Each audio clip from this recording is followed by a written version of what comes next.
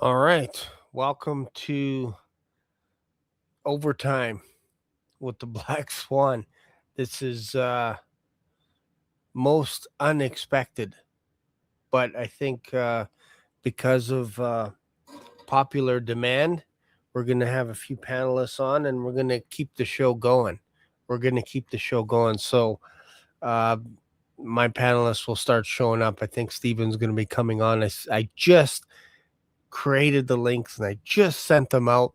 So they should show up. So hopefully by the time I am done with this opening, they could be here. So, folks, buckle your seatbelts. You're going to be in for a ride tonight. Welcome to Black Swan Revelations.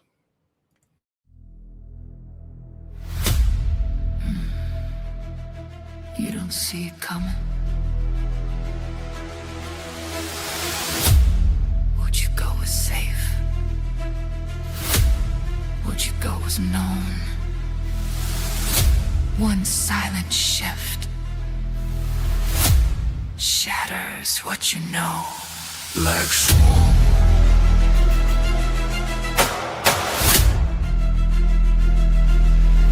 You won't see it coming. Black Swan. The shift is already moving. This is Black Swan Revelations.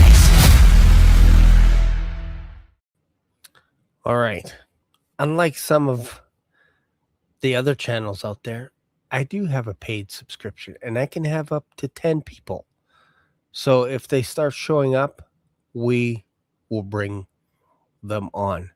So this is why you want to tune into this channel. This is why you want to subscribe to this channel, because you never know what's going to happen next, including yours truly.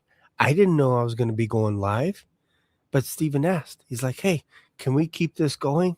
Can we keep the ball rolling? And yes. So totally improvised, totally unscripted. So we're going to wait till these guys show up. Could be just Steven and I. Who knows? That's okay. I might, as soon as Steven pops on, I might send some more links out to some more mysterious panelists. So we'll see how that goes. But in the meantime, we were talking about the tribulation. We were talking about on my show yesterday about the vials of wrath. And we talked about bowls. So if you have any other version of the Bible, it's bowls of wrath. But if you have the King James Bible, it's actually vials. So we're going with vials. And what is a vial? A vial is something that is measured. It's sealed until a certain time. And then once you pull that off, you can now pour and you empty that vial out, and then it's over. It's done. So when we're talking about the tribulation, it will come to a close. It will come to an end. It's not something that's going to go on for thousands of years. It has a finite amount of time.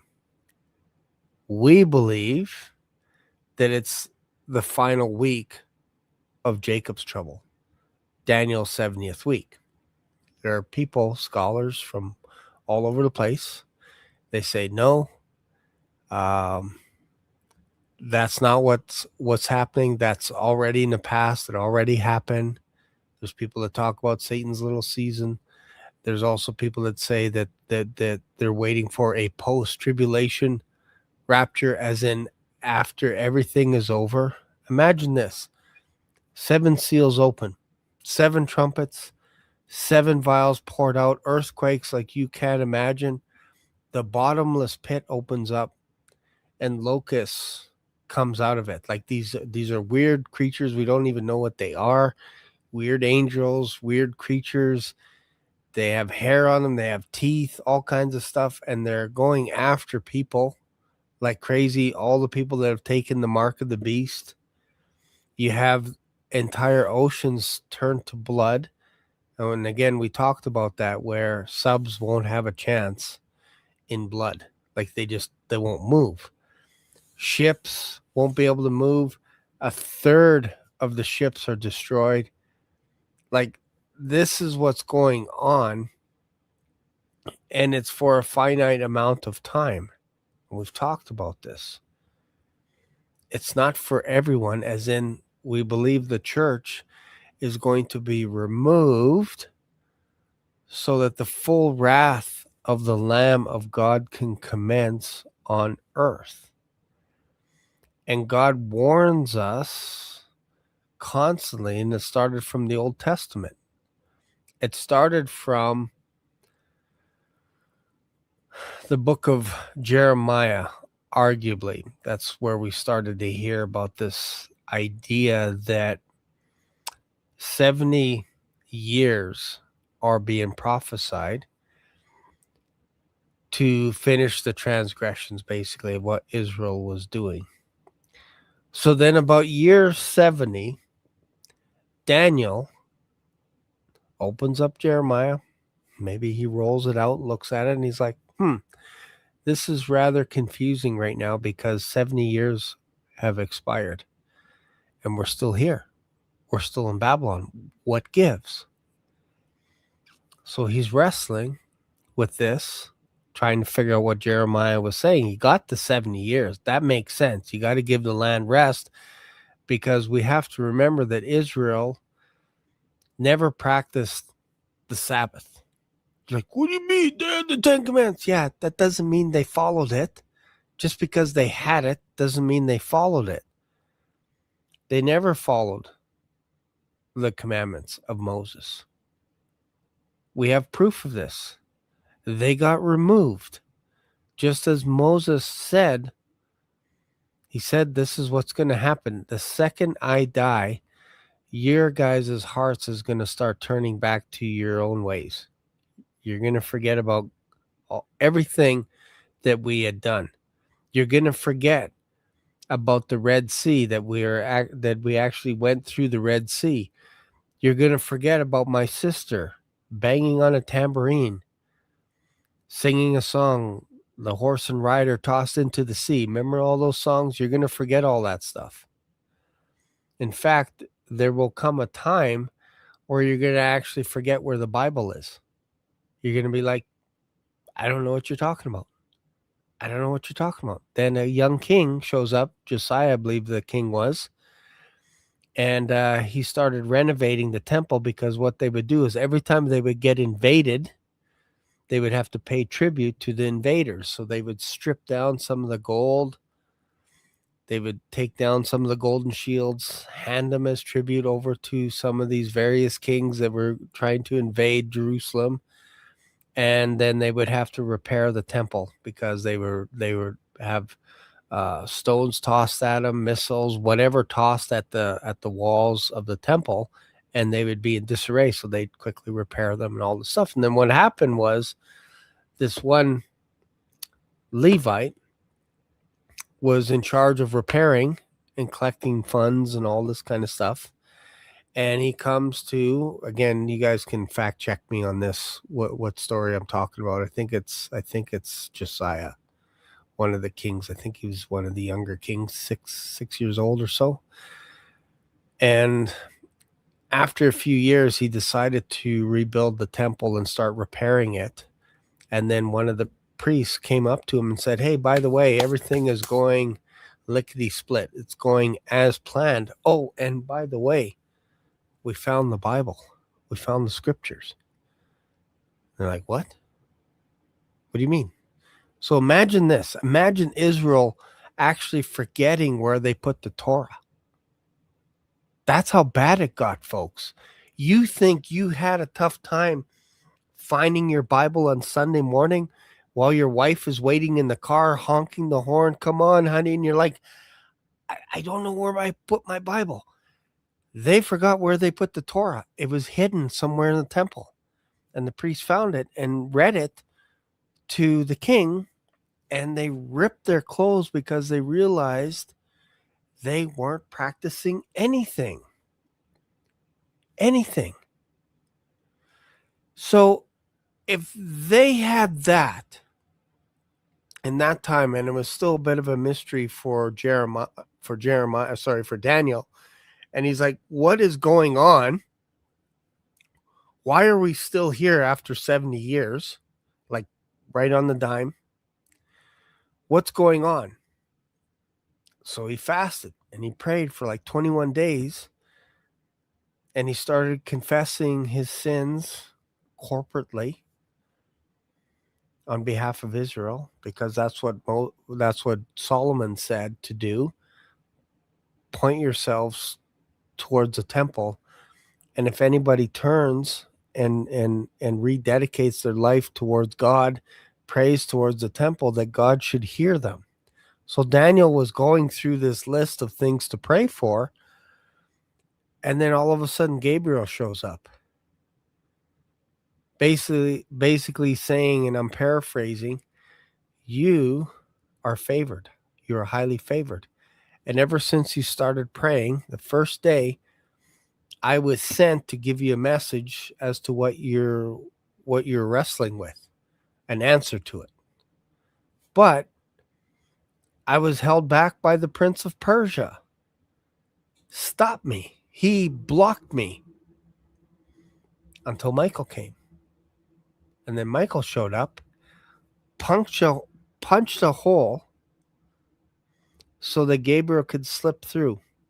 Maybe Michael called an audible, since you guys are just watching the Super Bowl. Maybe he called an audible. I 51, I 51, Daniel 56, hut, hut, hut. Punctured a hole, and Gabriel was able to sneak through. Got to Daniel. It's like, here, I'm going to tell you what's going on here. This is a double-layered prophecy. You know those double-layered cakes that you like so much? This is a double-layered prophecy, meaning it's not just about 70 years, but it's also about 70 weeks as well. There's a combination, and then there was a formula for 1 week representing 7 years and all kinds of stuff. And basically, you have 490 years. So we have 7 years left, according to my math, that has been on suspension, on hold, ever since Stephen was stoned. That's based on a lot of what Christian scholars are saying. It kind of feels like then when Stephen was being stoned, he looks up and he sees Jesus Christ standing at the right hand of the Father. And usually when you stand up like that, that means you're going to come down and do something. But Stephen basically said, Lord, don't hold this sin against them. What they're doing, they're stoning him to death. He's like, don't hold this against them. And who was there? Was Paul the Apostle, who was gathering their cloaks so that they could stone him to death. And we know the story about what happened with Paul. So, again, many scholars believe that was a pause on Daniel's 70th week, and it got suspended to now, as in any day now, that clock could start going again. And you can't help but look around, and it looks like something like that, as in that 70th week is about to rock and roll again. It's about to commence, and it's going to be very, very, very bad.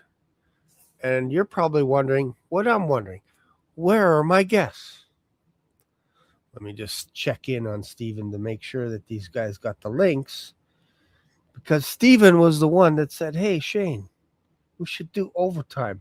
Unless I misunderstood him and he said, I'm going to someone else's channel, which could be. Let me just see. Let me just double check here. Hold tight, everyone. Hold tight. Hold tight.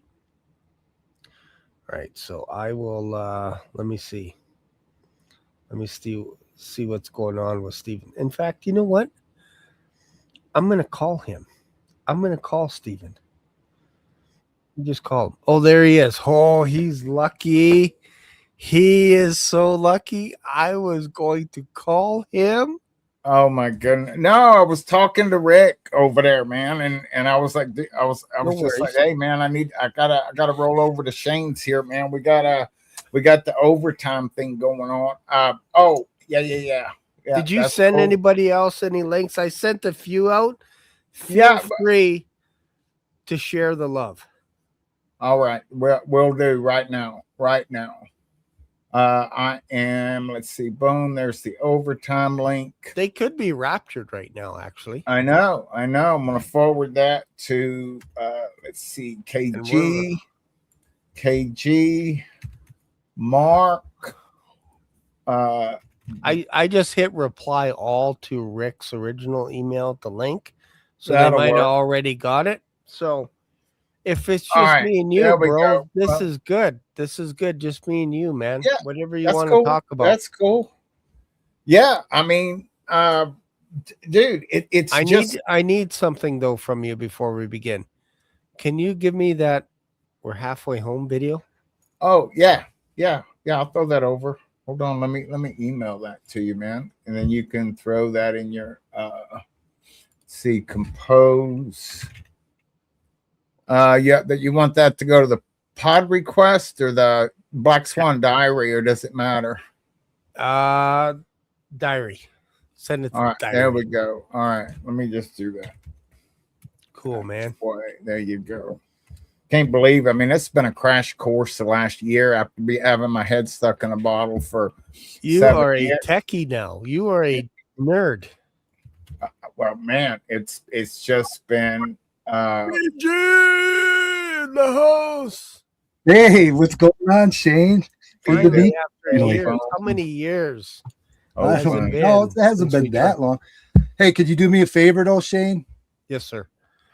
Don't do it, I'm Shane. gonna put don't do it. I'm gonna put my something down in the chat. Could you just make me a mod? Because sometimes I come on your channel during the day and there's no Okay. mods there and there's some bad stuff going on. So if I just Okay. say hello, if you could just Yep. make me I will do that I right just- now, bro. Thank you. Thank 'Cause you. I get Thank you, bro. lazy about the mods. I just let people run. Run their mouth. Well, if you make it a manager one, I could put some other ones on too, and then they could take. I got people I trust that would definitely take care of it for you. Okay, awesome. Because I it is a appreciate better that. place when people aren't down there fighting with each other and causing problems, because they come in to do that sometimes. I agree. I like to bring them up on the screen when they do that, man. I'm like, let's just. But well, that's when I used to stream to my channel from. I can still live stream, but I have to go direct to So YouTube. should I figure out OBS? put you as Ma- a manager? Yeah. Okay. Boom. Yes. You're there. Yes. You're Because there. then I could put. Okay. Thank you, sir. And it was Boom, nice thank meeting you. you, the Captain Black Swan, the man. It was. Thank you. I appreciate that. Thank you for being Hey, on I the liked show, your one man. video. Yeah, I like that one video when you were saying about the Matrix and then the cars out the window and you said cue the cars Yeah, it and was they came weird, up right? and stuff. That was kind of cool. That was kind of neat. That Yeah. kind of freaked me out a little bit. I'll Am I be honest freezing up? with you. Oh, let me Yeah, no. stream this. Am to I my freezing up? Facebook, man. There we Just a go. little hiccup, but it sometimes StreamYard does that and it'll buffer. All right, It should clean it up a Swan little bit. overtime. Okay. All right. But yeah, you guys, like, I'm here for you guys because I want to hear you guys talk. I always do monologues on my channel by myself, so I want to hear what you guys have to say, and I'll fill in the cracks. All right. All right.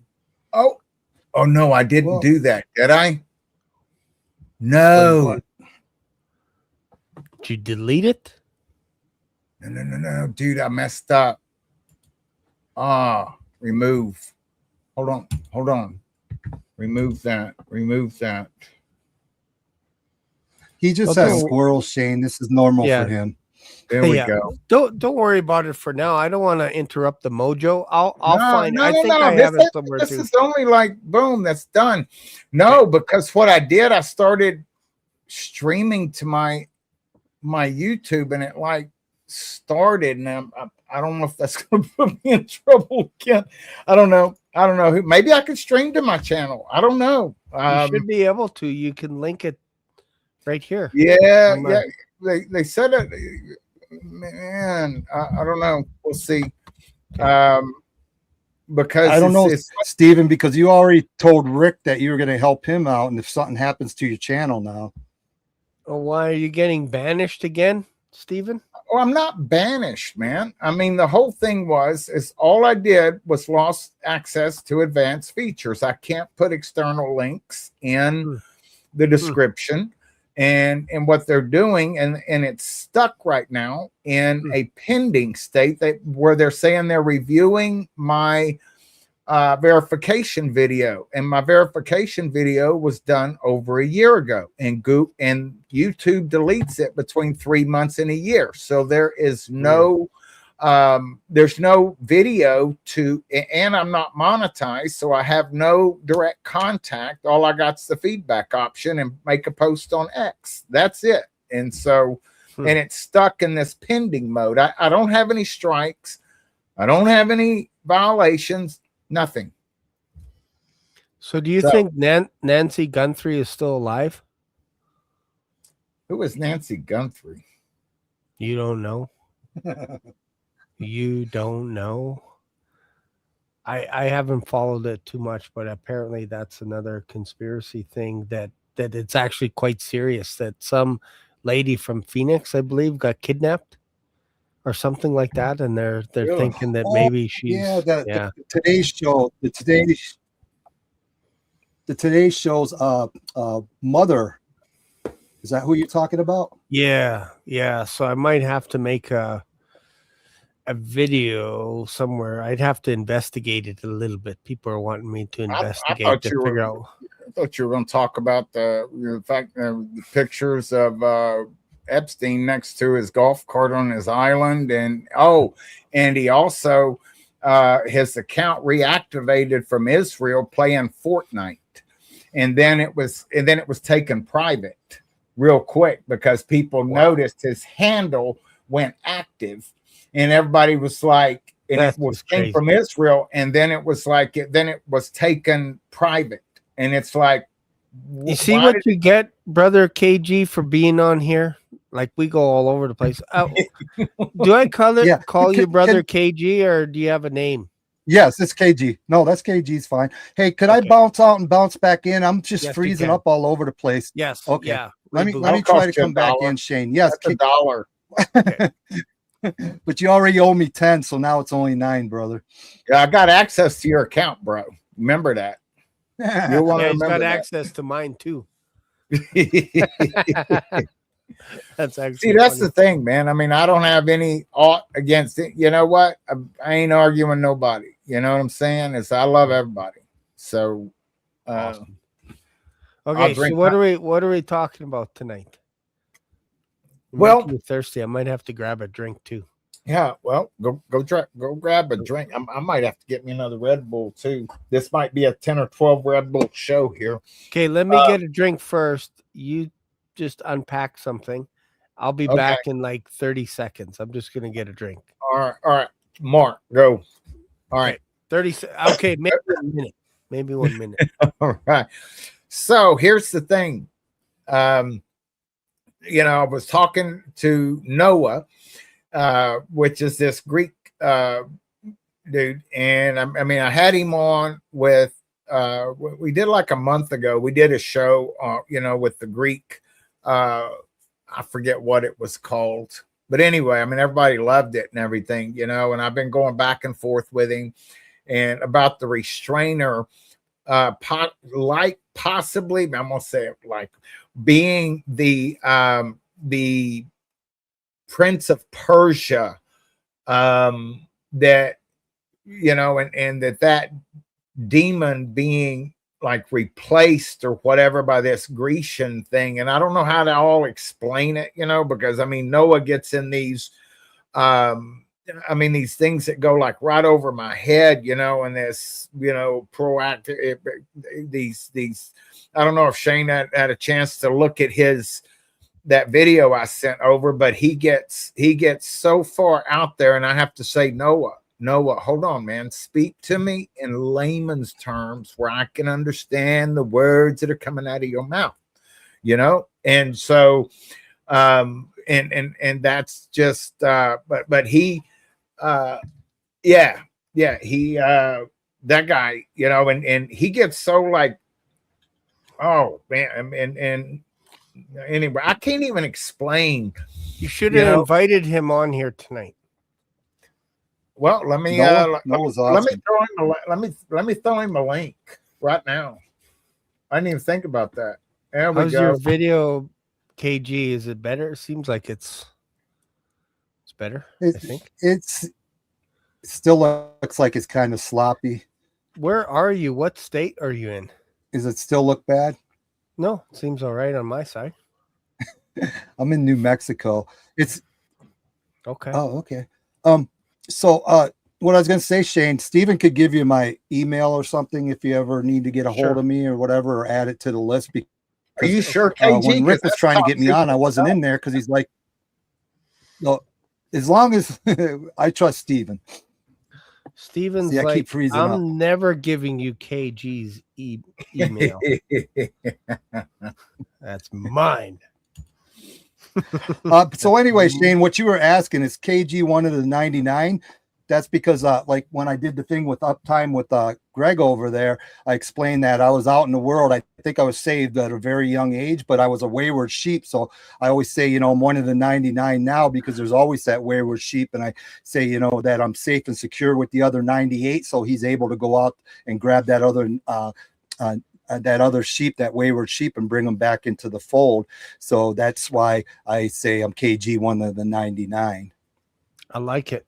I like it. It's not Kagan of the 99. I like KG 1 No, of the 99 better. no. Yes. And Mission for Yeah. Christ 97. Yes. I think Stephen was born in 97. That's why he has that one up. Yeah, man, don't I wish? No, I don't wish, because I'm gonna tell you. This is the true story here right now. It's like me and my buddy Jimmy that, you know, was we spent 2 years, you know, from 23 to until I started going on YouTube. But you know, we talked for 20 or 30 hours a week, and it until all of this just everything just blew up here. And I like I said, I still don't even know what I'm doing here, because I've always liked to be the one in the background. I never, you know, I'm good with just like one-on-one with people, but when you get a whole bunch, but now, I mean, it's I'm not afraid anymore, because I don't like try to get me notes and scripts and stuff to put on the side anymore, you know, and it's just like I can just roll with it, you know. And so I was going somewhere else with that, but it squirreled on me. Yeah, I got squirrels running here, but no, it's the oh man, I mean, we're just right here. That's the thing, because I mean, I just look at everybody. You know what Philip Barnett says, and you know, different pieces and parts, and that's one thing, you know. And I mean, everybody, you know, gets all wound up over his doctrine or whatever, but you know, whenever people that and I put a post out on my channel too, you know, because vessels that God was speaking through, the people that, you know, nationally and personally that came against them, that because they didn't like them personally or doctrinally or whatever, but yet God was speaking through them, there could be consequences. And I'm gonna out myself right here, and that is why my channel is where it's at right now, because after that dust up on Bible study with Derek, okay, I was so shook by that I went on all of the thumbnails that I had read for the and I began removing Philip Barnett's name off of the thumbnails, and I got through all 5 of them. And then that's when my channel, boom, I lost access to advanced features, and it rolled them back and put Philip Barnett's name back on them. And then I lost access. So what were you trying to do with Philip Barnett? Like, I was trying to separate the prophecy from Philip Barnett. Okay, gotcha. Because of his doctrine. So you got to. Okay, so keeping Godsmack. keeping the prophecy separate for what he believes and how he. Yeah, I was trying to create like that, and it was so stupid what I was doing, because it was like all of a sudden I was just going to change the thumbnail and people would magically forget about Philip Barnett. and just go with the prophecy. And it's like, how dumb is that, Steve? You know? And then that's when, and that was that I lost that. That was, I started doing that on Sunday, the day after that. And then that's whenever I said, you know, I was kicking rocks for 4 or 5 days. And then finally I just said, I'm going to burn my channel to the ground running his prophecies on premieres. And then I put them all together and started running them. And I figured I would start losing subscribers. And then actually the subscribers started going up. Okay. And so I'm just I don't know what I'm doing right now. I just want to get the prophecy out there where people that are running for their lives in tribulation know where to go. That's it. Gotcha.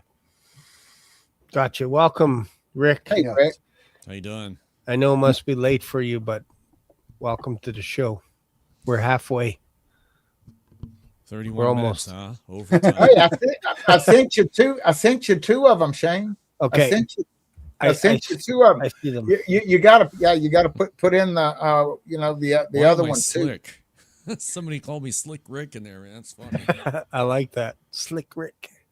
Okay, which one? Buckle. Oh, I see buckle up and okay. Got it. What are you guys talking about? It's overtime. What are we talking about tonight?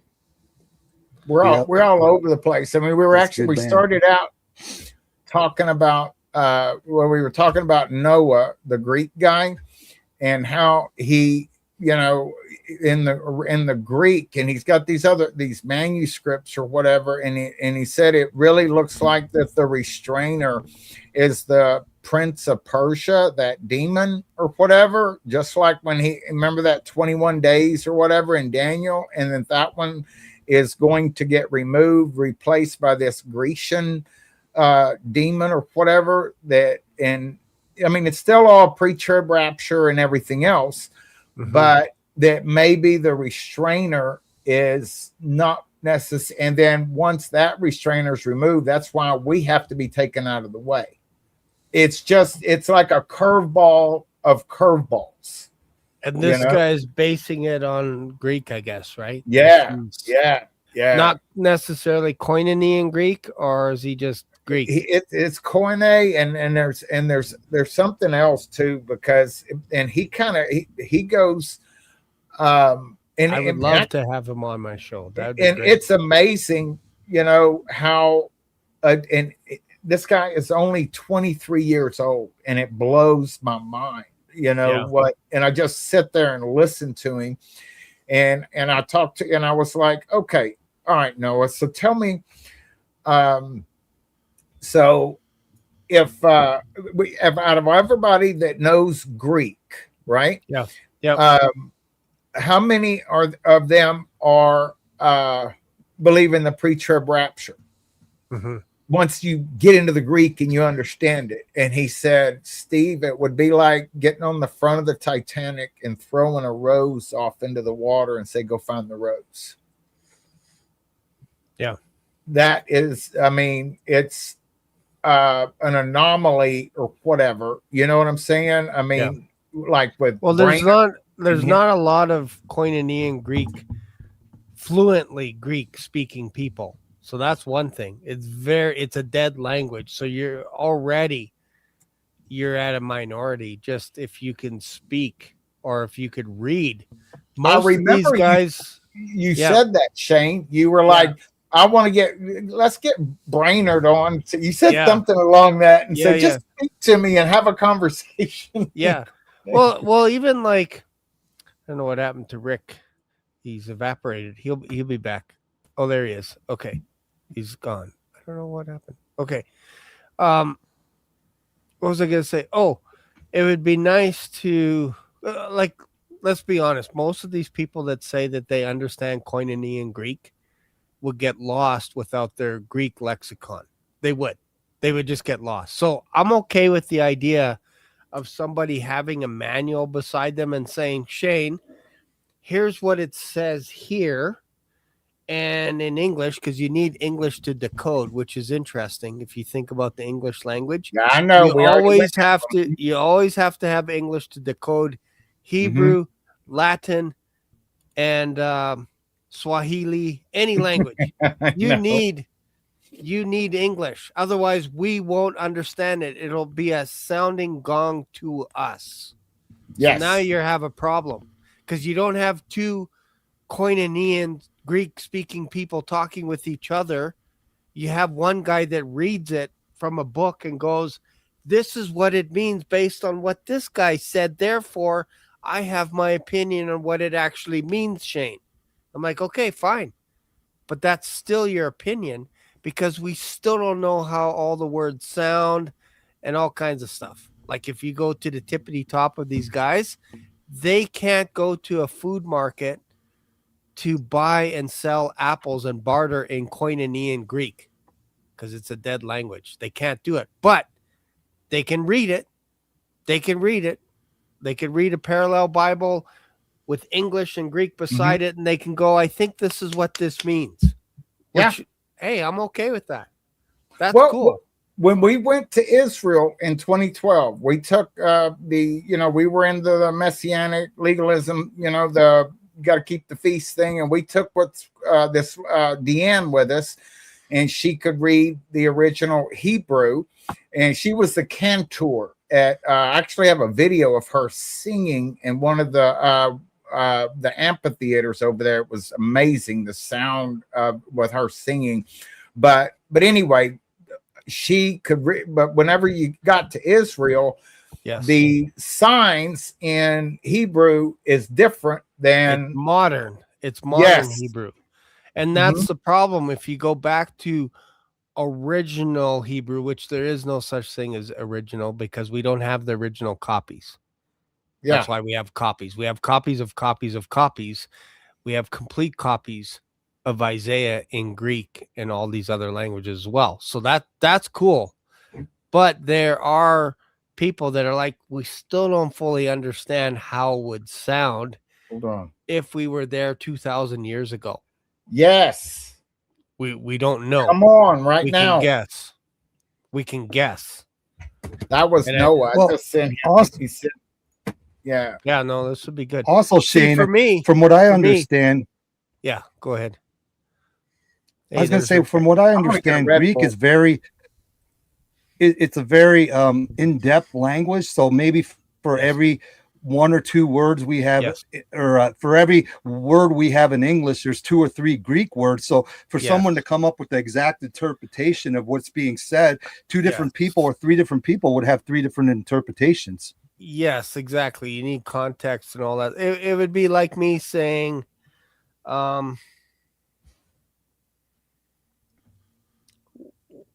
spell 2 for me. Just spell it. Just spell it. You're smart. Spell 2 for me. You'd be like T-O-O-T-W-O. Wrong. T-O-O. Right? Like, so if I said to you in the English, 2 means look at the word 2. can. C-A-N.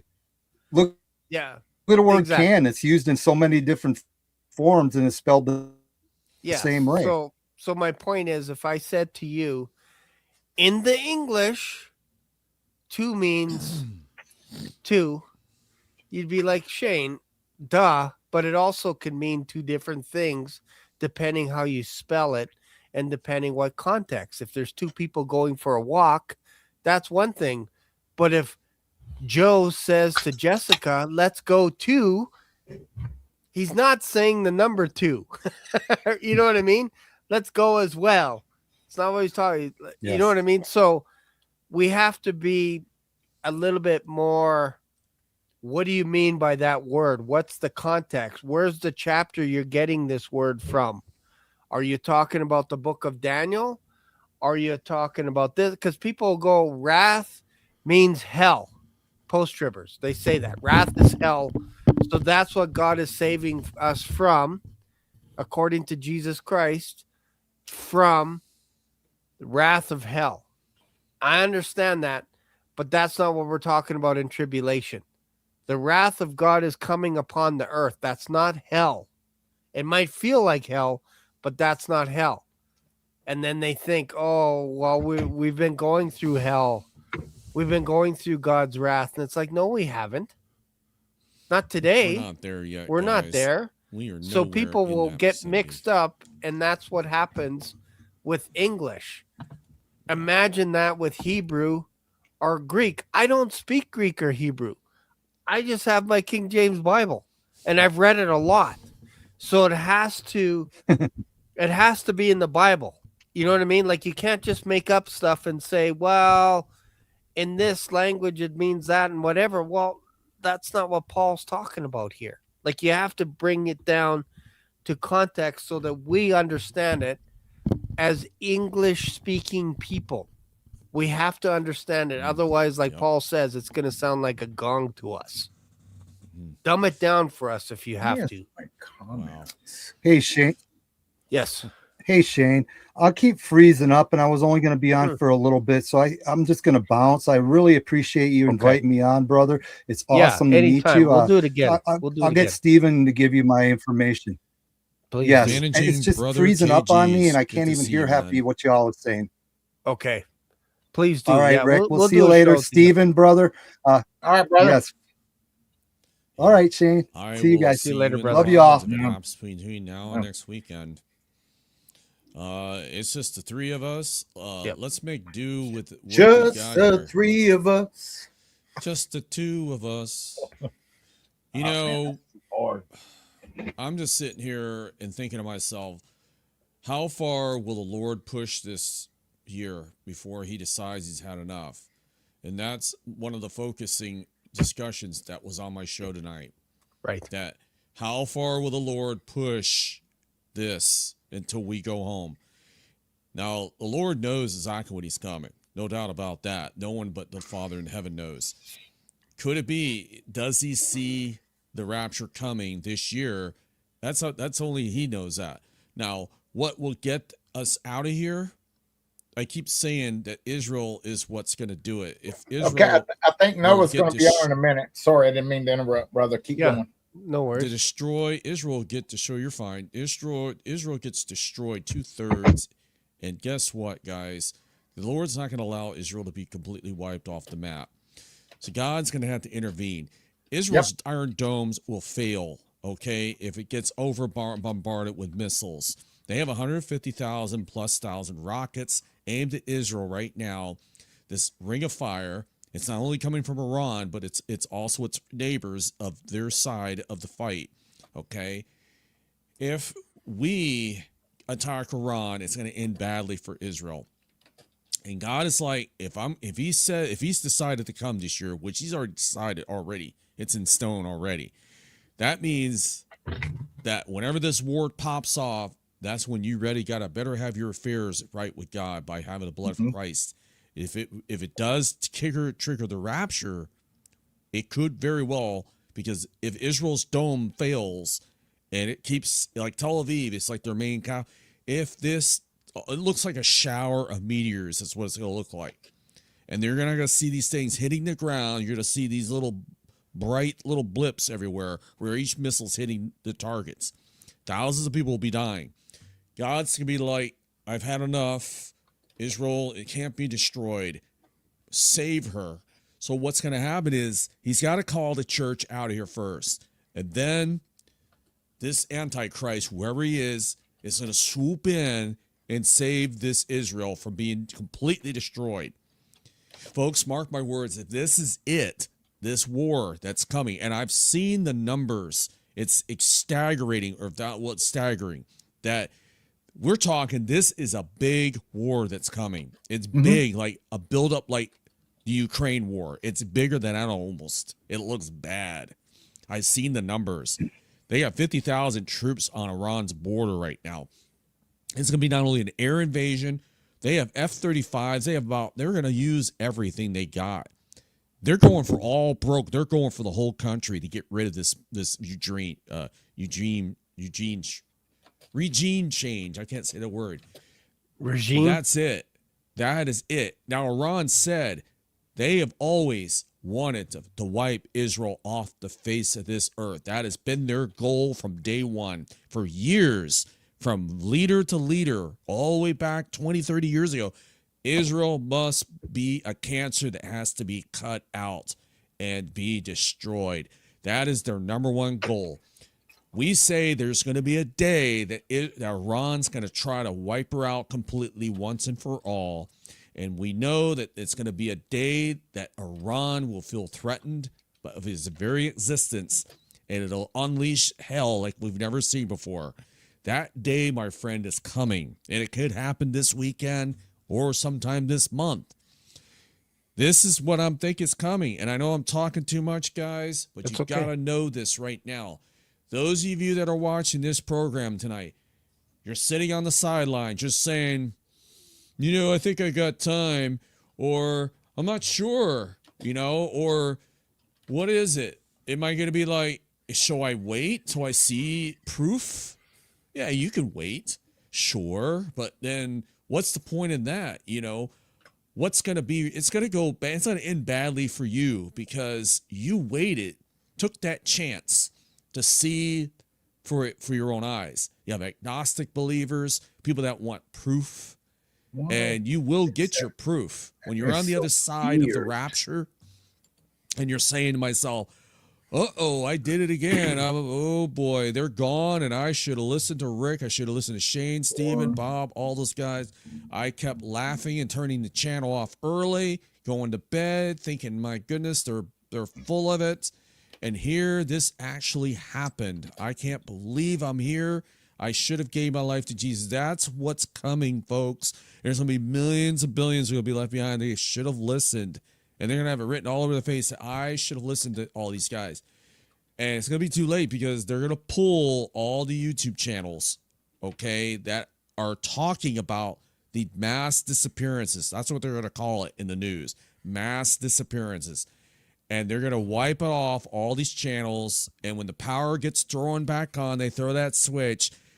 I believe that the internet will be government ran by, in other words, you will have to log in with your driver's license number or some kind of ID they're going to issue.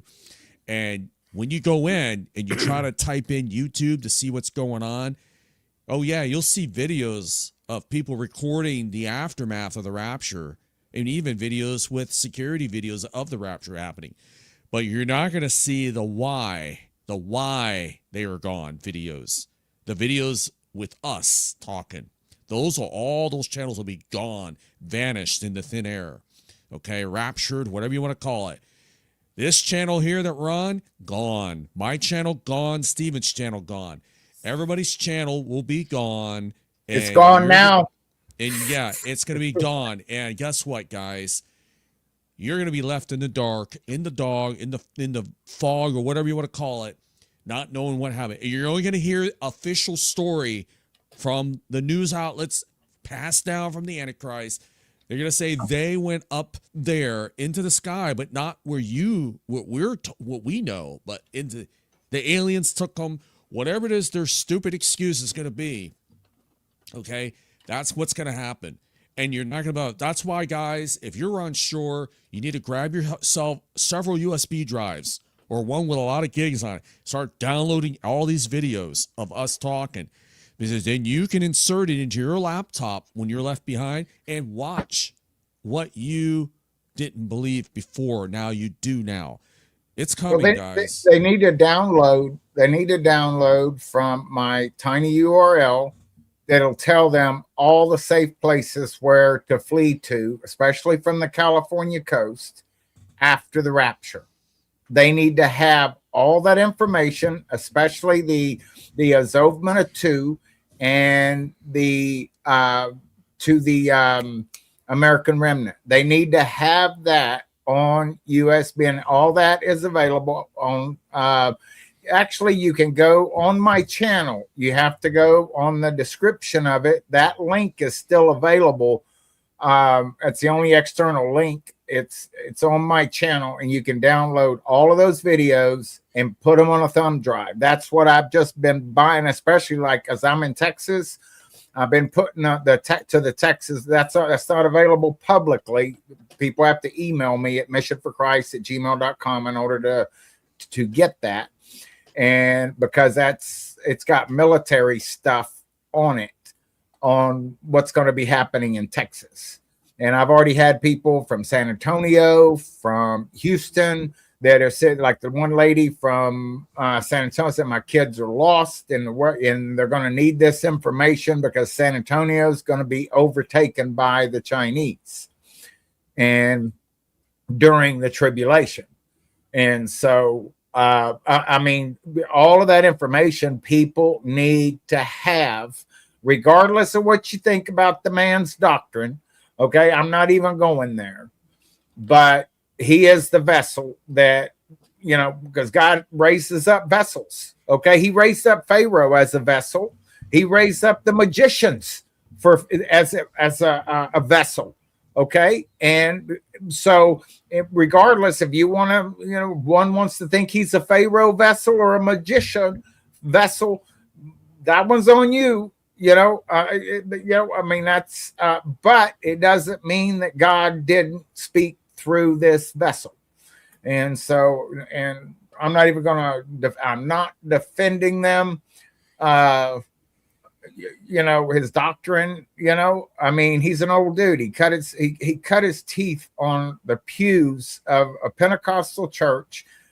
And, you know, whenever you start getting any one of our doctrines, you take it and you want to start, put it on the chopping block, you know, and start splitting the hairs, man, you're going to find something in all of us that say, man, they're going to be left behind.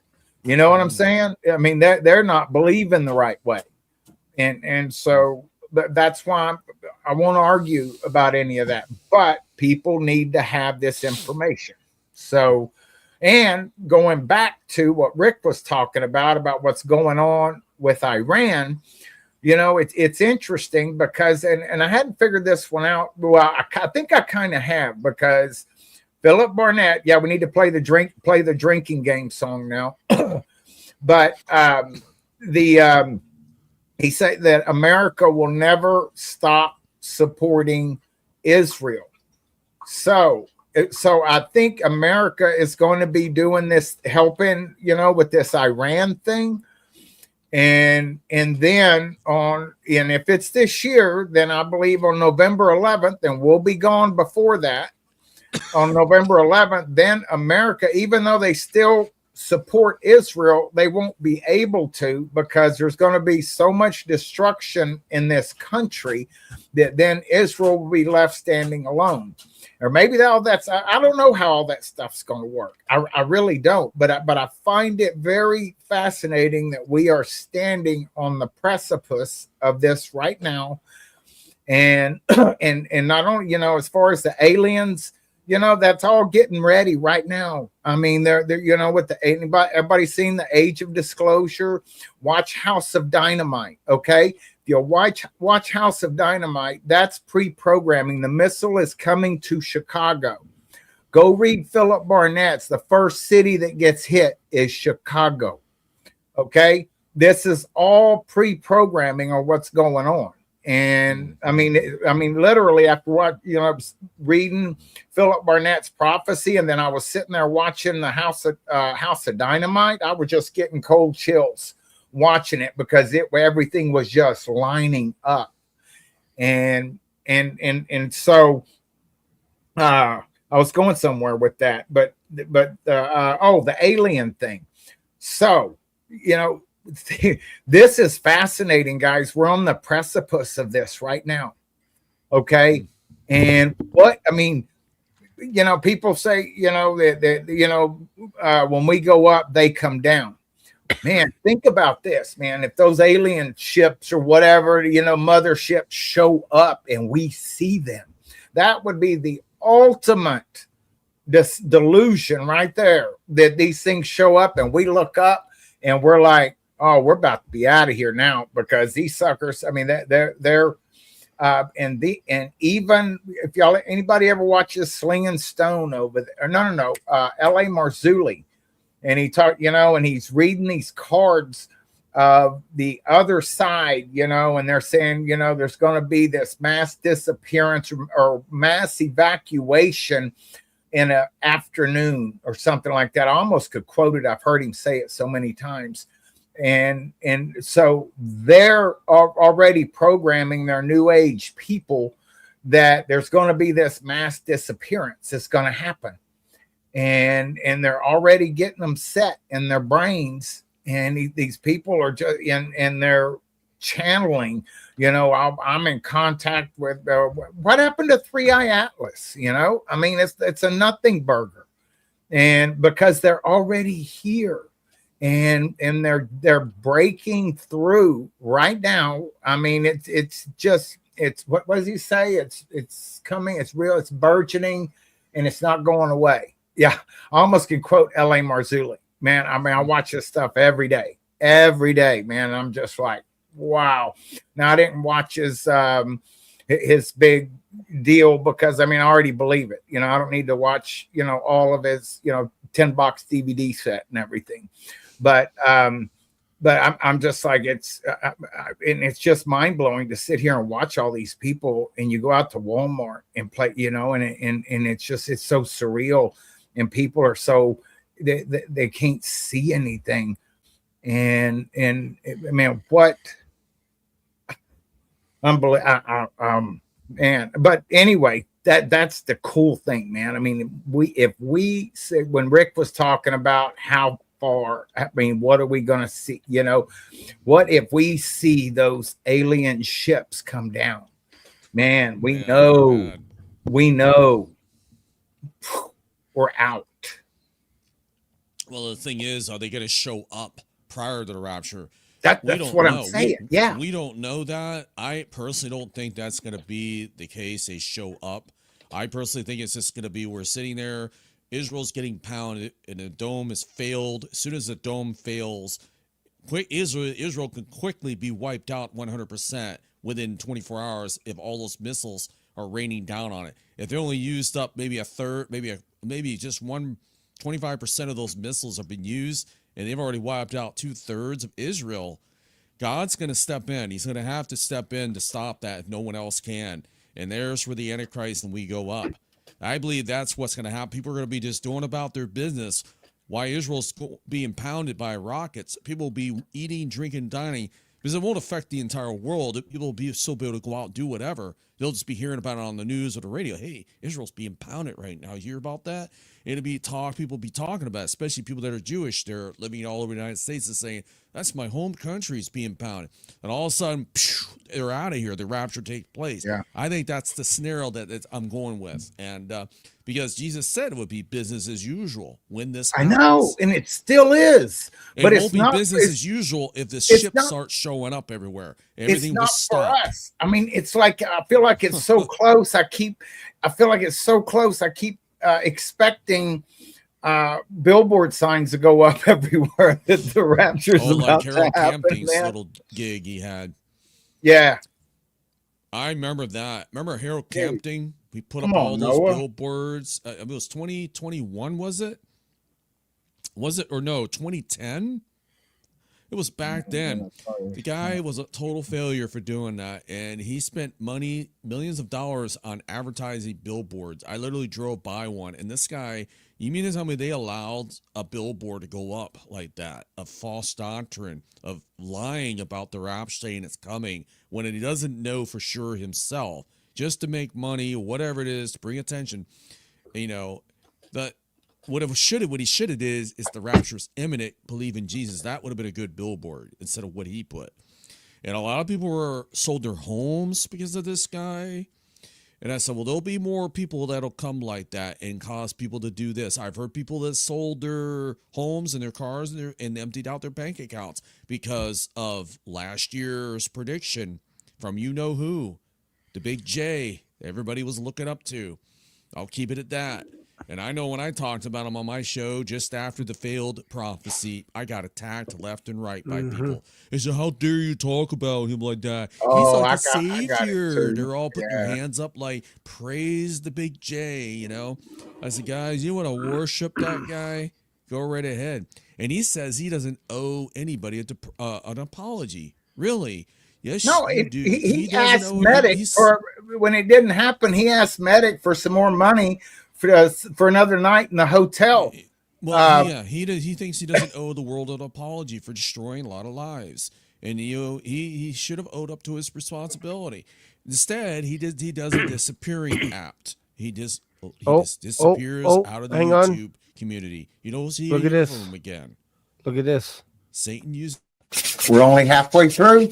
Let's go. There you go. Well, 1 hour in. Noah texted me a couple minutes ago. He said, I'll be on in a minute. Man, I'm sorry. There's cops, and we're trying to see what's going on. There's 4 squad cars or something. Who's going to be on? Who's coming on with us? Noah, my Greek friend. Yeah. Now, That's does he live in Greece or something like that, or is he just learning Greek? no, he has learned Greek and he's but Wow. he'll have to explain all of that to you, man. I mean that's No, I'm just curious. yeah. Then you'll get ready to play the buckle up, when he gets on. All right. I'd love All it. right. So yeah, but oh man, we're I was gonna say something there, man. Oh, squirrel. Oh, we're here, folks. Yeah. Going back to that guy, the big J Joseph. guy, and I got swept up in that even after I had, ran across Philip in March or April, and still, and it's like there's so many things that happen that are inexplicable, that for me to have gone up there on August the 1st and met him and all these different things. And then for that night of the 23rd, if you go back and watch, Shane goaded me in, and I sat right here on this phone right here, and I dictated into the phone what Shane said, the most ridiculous request for this crazy black swan or whatever I said. And he came on the night of the 23rd, and I hadn't slept in 26 hours, and I'm just leaning back, and I'm like, well, don't you think it could happen? And like, it's working out like Jonah, like maybe God, told him it was, but it's, it's going to come out a little different, right? Because everything's lining up 2,550 days and, 3 times. And then, of course, I looked that up myself afterwards. And on the official there, whatever their calendar that the Jews, I forget what you call it, but it's 2,550 days from there to there, Like the every Julian year. or the Gregorian.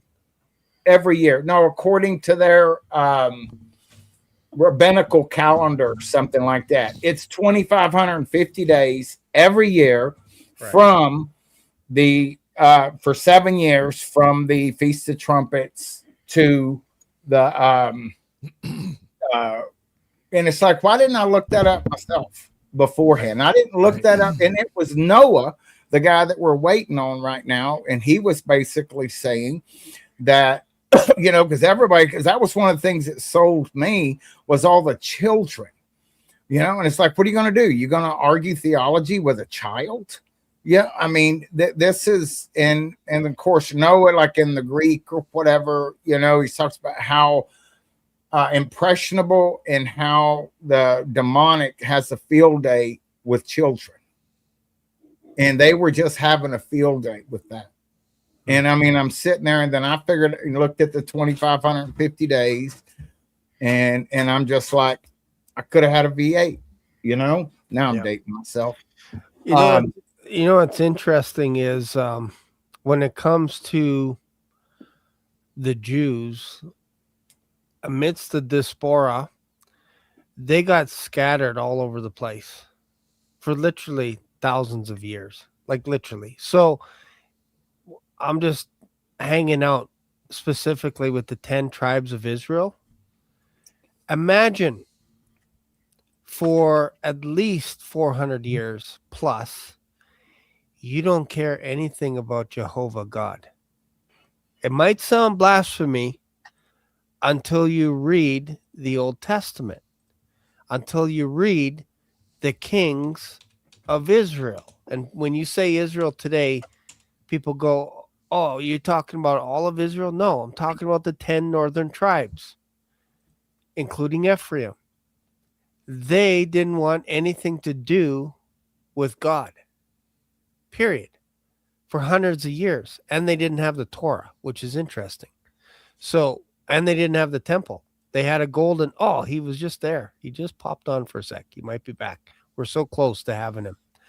Yeah, he but said they didn't. he had to give a statement. Okay, yeah. So Israel didn't have the Torah. They didn't have the temple. Mm-hmm. They didn't have the priests because they evicted them. They said, hey, Joe Blow, you look like a pretty reasonable guy. Would you like to be a priest? They're like, sure. What's my job? See that golden calf in Bethel? Mm-hmm. We want people to worship that calf. That's your religion now. Awesome. Well, what's my job? See that calf, that golden calf in Dan? That's your job for hundreds of years until the Assyrians come and carry us away and disperse us and we get forgotten. So you have all those guys gone. Then you have Judah, who is losing their temple day by day. It's being ransacked day by day and being stripped down to almost nothing. And they're being carried off to Babylon. Hundreds of thousands of Jews from the tribe of Judah, arguably the tribe of Benjamin, and the Levites that were evicted from Israel, going to Babylon. So now they're there for 70 years. When they come back, and it's only about 50,000 of them, when they come back, the rest stay because they enjoy their life. It's probably why we get the wise men from the east coming from there, because they live there. They don't even understand Hebrew anymore. And Ezra is literally pulling his hair out with Nehemiah and others, trying to walk them through the Old Testament as to how they got to where they are. And they're like, sorry, can you just slow it down a little bit and just start with Genesis chapter 1 one more time? Mm-hmm. And they would speak it in Hebrew, and they didn't understand it. They didn't understand it. That's only 70 years.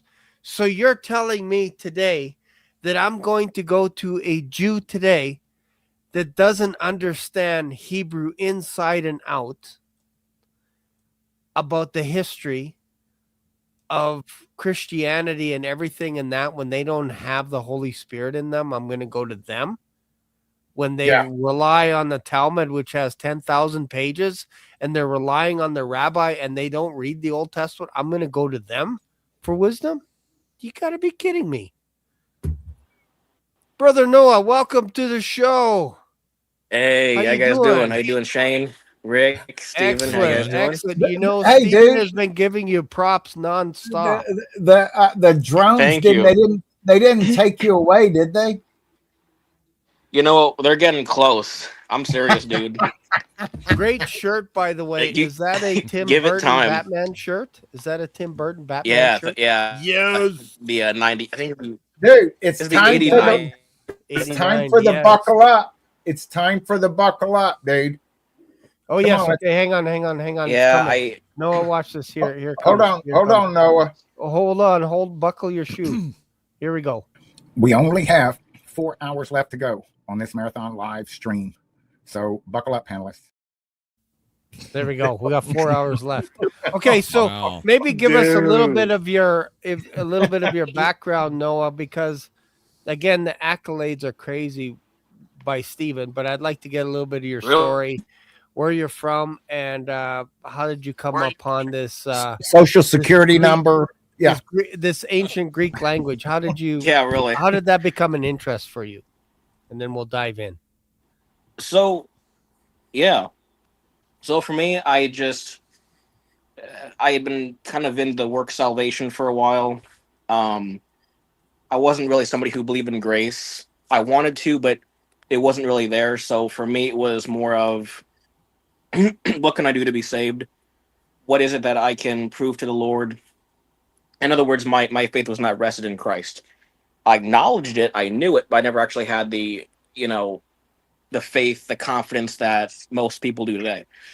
So I just got tired of it one day, and I wanted to walk away from the Lord because I was like, I just can't do it. I'm under law essentially, and I'm like, I just was starting to get tired, man. And eventually, I just thought, okay, I had this guy named Corey Minor, and Corey Minor was a really good in Greek. He's the reason why I actually got into Greek, and we look at verbs differently now, but at the time, I mean, he explained the double negation in Greek, which was ume apolontai, which is to say, you know, the possibility and the certainty of a Christian losing salvation or being able to be perished is cut off. There's no way. Uh, and I'm like, oh my gosh, who are you?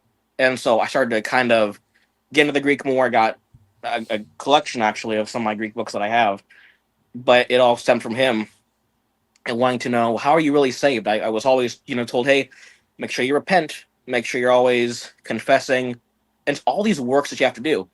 And for the past almost 4 years, I just got into Greek, and I'm still learning. I'm still getting where I need to be, but my approach now is verbs, understanding how faith works, what is the gospel, and I'm so glad that I got into it because I really don't think I would have been saved, even under what I had believed. So there were a lot of people say, well, faith is giving your heart, or faith is doing this and this. I'm like, no, it is a verb of state of affairs that deals with the confidence you have in a statement of truth. Well, the statement of truth is, God rose his son from the dead. That statement of truth allows you, now that you're convicted by it, all an act of God, by the way, it allows you to be presented with it, and is now up to you to believe in it. And really, you could say belief is just to trust or to have confidence in something, and really confidence in that Christ did it all. So that's kind of some of my background. I like to specialize, or at least try to get more into the harder verses that people say, like, you lose your salvation, or, oh, if you're doing these things, remember what Galatians says, or if you sin too much, or if you've once been enlightened, all the verses you could think of. I'm kind of like, well, hold on a minute, let's take a look at this. And because there was a guy that I knew at the time who, I was like, well, how do I know that I'm saved? And he just went on and was basically like, just telling me, well, you've done this before, or, you've said to have done this. And he's like, you're going to hell. I mean, he literally gave me the rundowns, and he was a younger kid like I was, but I was like, well, we met on YouTube because he was a rapturist as well. But the dude was basically just give me doom and gloom, and I'm like, oh my gosh. And that was part of the reason why I wanted to walk away from the faith, was because I didn't know how I was saved. I'm like, well, oh my gosh, am I going to hell? Is that what you're saying? And it scared me so much that I was like, you know what? I'm going to take Greek. I'm going to understand how the verbs work. I'm going to understand how the nouns work. And I'm going to get where, I don't want to say where nobody else has gone, but that determination, so to speak, of I'm going to go as far as I can. Because I don't want people telling me, oh, you're not saved because of this. Well, what's the Greek say? Some people say, oh, well, I've heard people come before and be like, well, you can miss the rapture if you're doing this or this. I'm like, if you go back to Thessalonians 5:10, the use of Christ having died use what we call a Hana conjunction, which denotes purpose or result. So the purpose of Christ dying is to accomplish a goal. What's the goal? That whether we are to live, I hate to say live, but whether you are awake, watching, or whether you are asleep, which is spiritual, to actually to yield to spiritual sloth and sin, the accomplishment of the cross accomplishes that goal, the purpose, that whether you're doing one of those two things, you're taken with. You're gone. You're not left here because of your sin. You're gone. Boom. And to understand that, I'm like, oh my gosh, because that gave me so much comfort to know this is why this is used. And again, I'm still learning, but from what I've read and understood, I'm like, I rest easy compared to resting in myself. You know what I mean? And I used to always, be like, well, have I done enough of this? I had gotten baptized in high school because I was always taught you need to be baptized, because otherwise you may not be saved. By the time I actually dug deep into baptism, it's actually God forgive me for saying it like this, it's the most useless thing you can do today. I wouldn't even recommend it because it's all about a heart recognition, the orientation of a person's heart that says, do you understand what you're being, what you are trusting in? Do you understand that? Because otherwise, I'm giving you a bath. I'm giving you an overglorified bath. And if you understand that, we have problems down the line. That's why people walk away from the faith after being baptized, after doing so many things, and they're like, you know what? I just don't feel it. Peace. I'm out. And so it builds your confidence in what you're trusting in versus, other things that people just kind of temporarily put their faith in and then say, you know what, I just can't do it. I mean, I had a girl that I knew who was actually big into the rapture as well. Her name was Delia Kefhart. And back in 2022, I started talking to her again, and she walked away from the faith. She no longer believed. She was done. And I felt responsible to a point because that was when I was kind of having a rut in my faith. And she went back to some of the stuff that we talked about. And she's like, you know what, you were right on da-da-da-da-da. And I'm like, you know what, that's not what we had talked about. It's not what I meant. And I felt responsible because I'm like, you know what, now I feel bad because of my rut in the faith. Now you walked away. But she was never one of us to begin with. Didn't know the gospel, just basically into the rapture, and that was it. So, but that's kind of a little bit on me. Sorry, I took up probably 10 minutes there. But that's my background. And kind of just trying to help people out as well as best I can with what the Greek says, how is your faith, Right. what do you believe in, and reaffirming people where they need it. So that's pretty much wrong. Cool. And where I you. kind of fit into this mix, and I appreciate you sharing that. Yeah. I don't speak Greek. I don't Neither speak do I. Hebrew. I don't speak Swahili, Latin, or anything else. But I like to say in some ways I'm quite deadly at English. I'm deadly at it, right? Like whether good or bad, Yeah. I could be horrible at it, right? But Yeah. I study a lot in a language that I know because English is hard enough as it is before I can veer off into other languages, right? Like, so I use the King James Bible for pattern Good for you. recognition. That's good. Right? I'm looking for patterns because if I flip to the NIV and then the next month I'm in the NLT, then the next month I'm in the Message, and then I'm in the New American Standard, and then the New King James, I'm going to get lost a little bit because every sentence is going to look a little bit different to my eyes. So I need pattern recognition. Yeah. So if I see something where Jesus shows up in a synagogue and somebody hands him a scroll and he rolls it out and goes, this day, this is being fulfilled in your eyes. I'm going, wait a minute. He's reading Isaiah 61 because I just read that last month, Isaiah.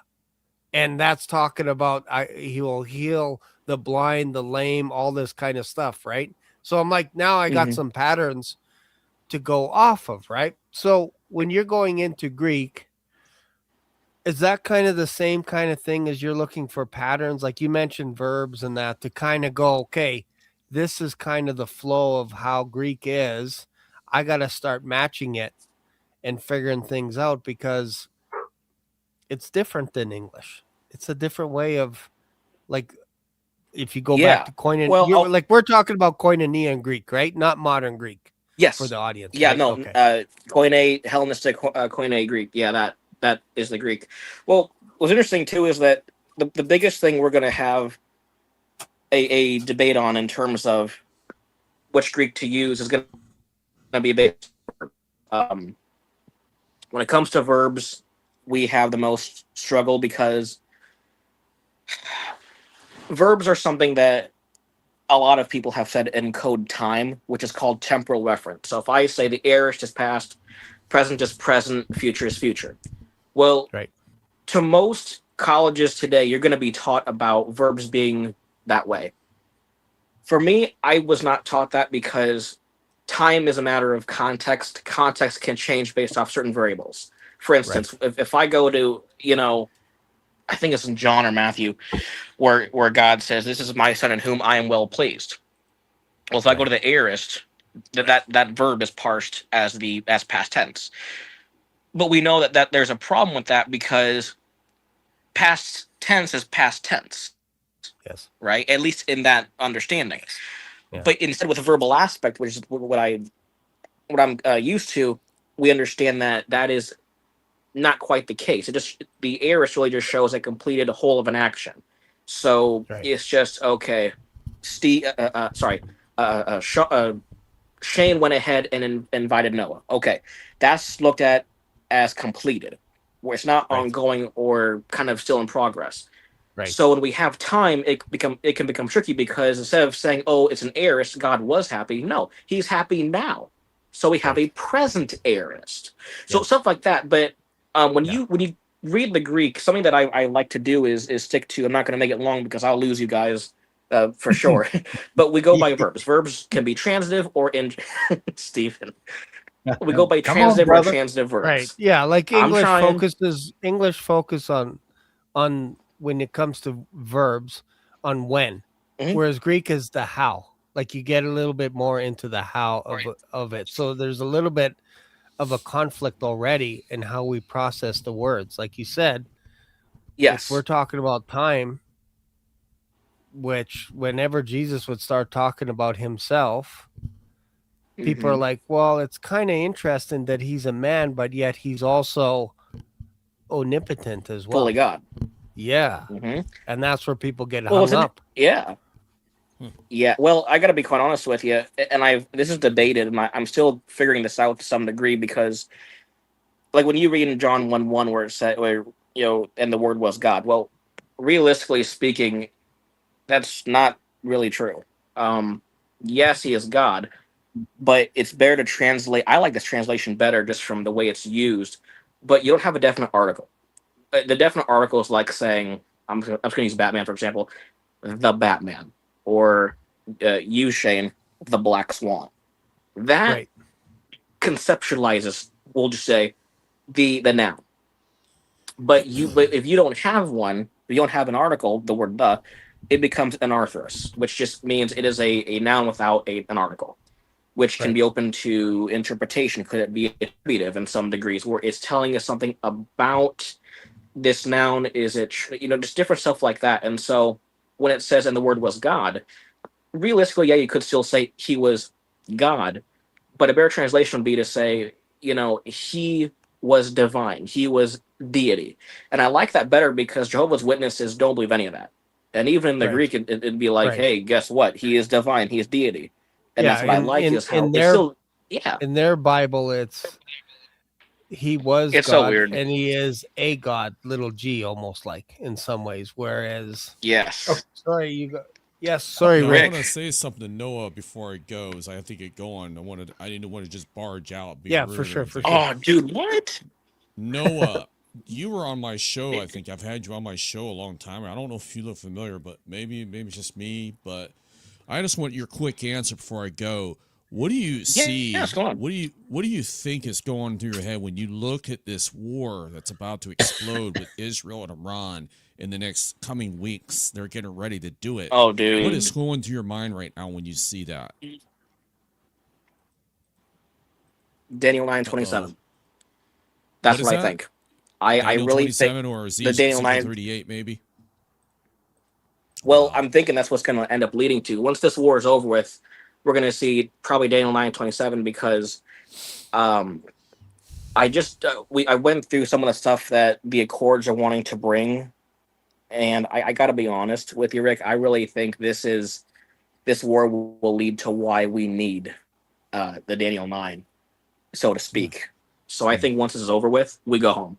It will be one of those things where it'll be quick. And Rick, watch Amen. the rest of this when you get a chance. Yeah. So I don't think we're gonna be here much longer. I really, really do not.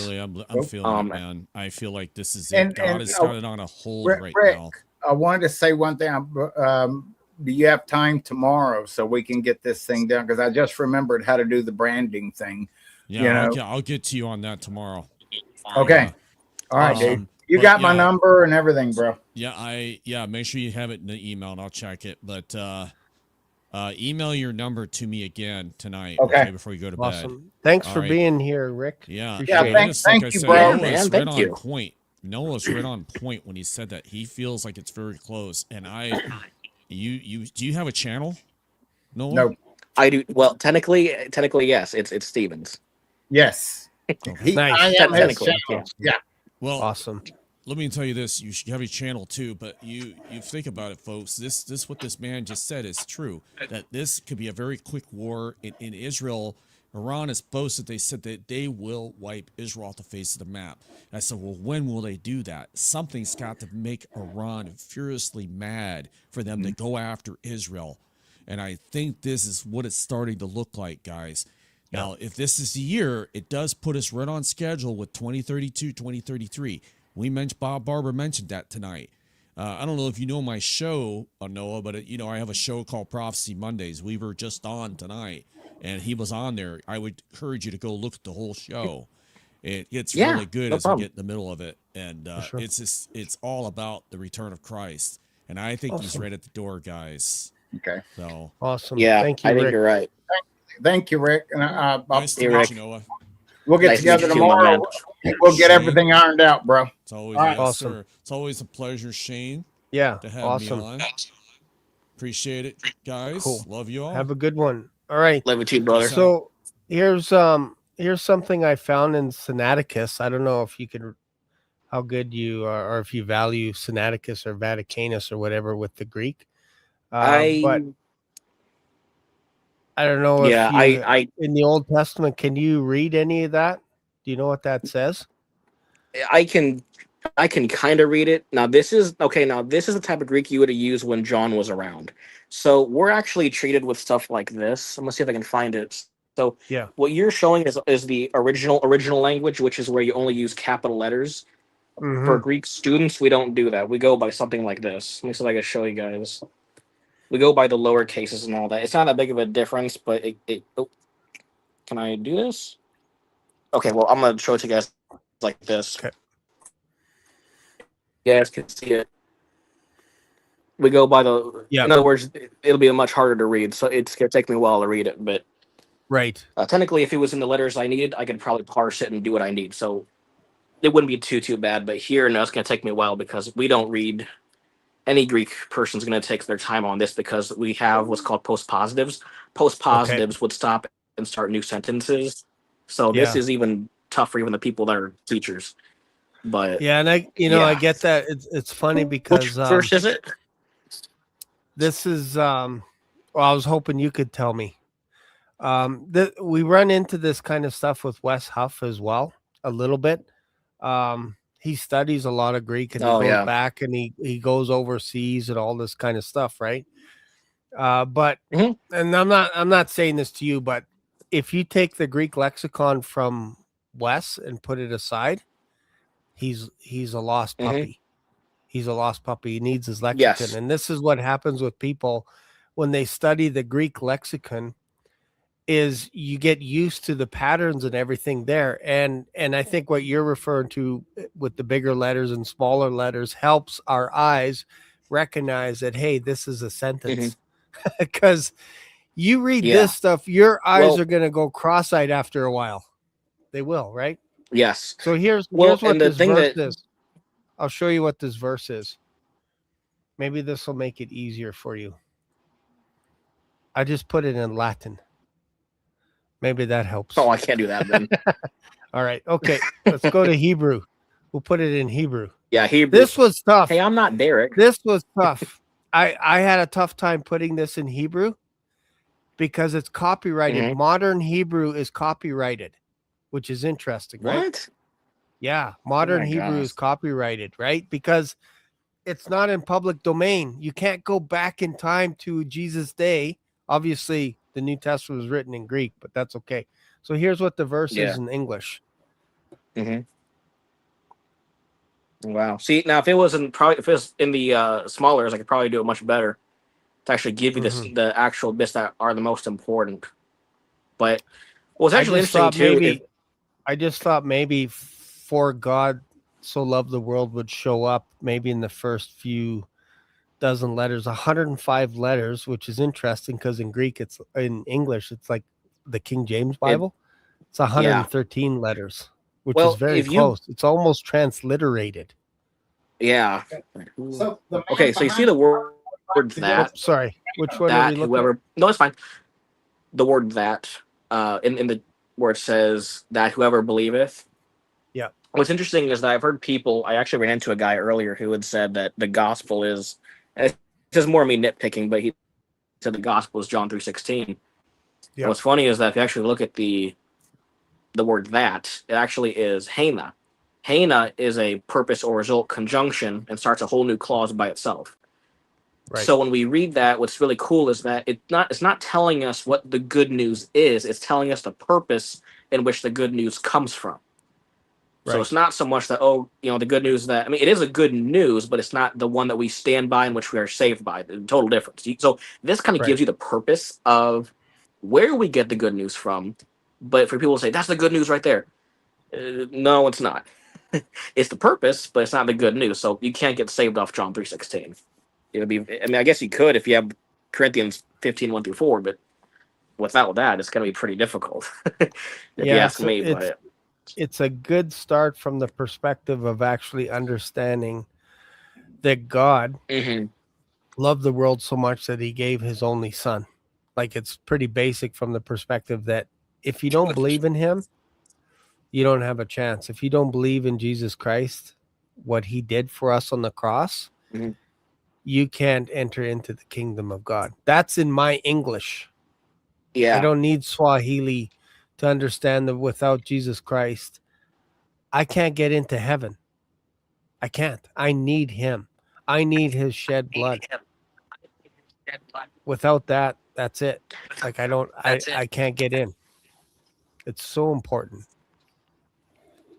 Well, yeah, you're right. And a lot of people, it's almost like the blood is almost like acid to them. It sounds silly, but like I know that whenever I've preached to somebody about the good news of what the cross accomplished, it's like disgusting or something. Literally, right? Yeah. Well, yeah, like I don't even get to the blood part yet. I just say, hey, you trust in the finished work of the cross, having your confidence, and they're already like, what? Like they'd rather hear return from your sin, and otherwise you're not saved. And I'm like, yeah, are you? Why do you guys hate it? And then you think about it, it's like, oh, okay, it's the blood, and then you think, okay, that makes more sense. But yeah, it's sad, man, because you really think to yourself, hey, this is the best way to get to heaven here, the only way, and you're already disgusted by it. And I haven't even mentioned blood yet. It's like, I mean, you can work through salvation like the Catholics do. I mean, that's totally fine, but you're not going to get to heaven. And so, yeah, you know what? But, I like man. How old are you? I'm 23. I'll be 24 in. Oh my Lord! May. If I knew what you knew at 23, I knew nothing. I knew nothing. I think up until maybe last year, I knew nothing. I'm 56. If I knew what you knew, what? Shane, if I get a gold you got me now, at least. Did I get a Black Swan gold star for What's he saying? the people I bring to your channel? Yes, bro? yes. This is gold. This is awesome. Thank you. What? I appreciate it. Can we just touch on a little bit on the restrainer? Yes, we can. Just Steve just goes over people. Ignore him. Oh, I'm sorry. Oh, okay. No, because go ahead, Noah. Well, I just want to make sure because like my screen was like you guys' screen was going black. That's why I was like, what's going on? Yeah. No, I didn't know. Here. That's why I was saying we just talk over each other. That's what we do here. I think my mic is too high. I'm sorry about that. But yeah, no. A lot of I know that with what me and Rick were just saying,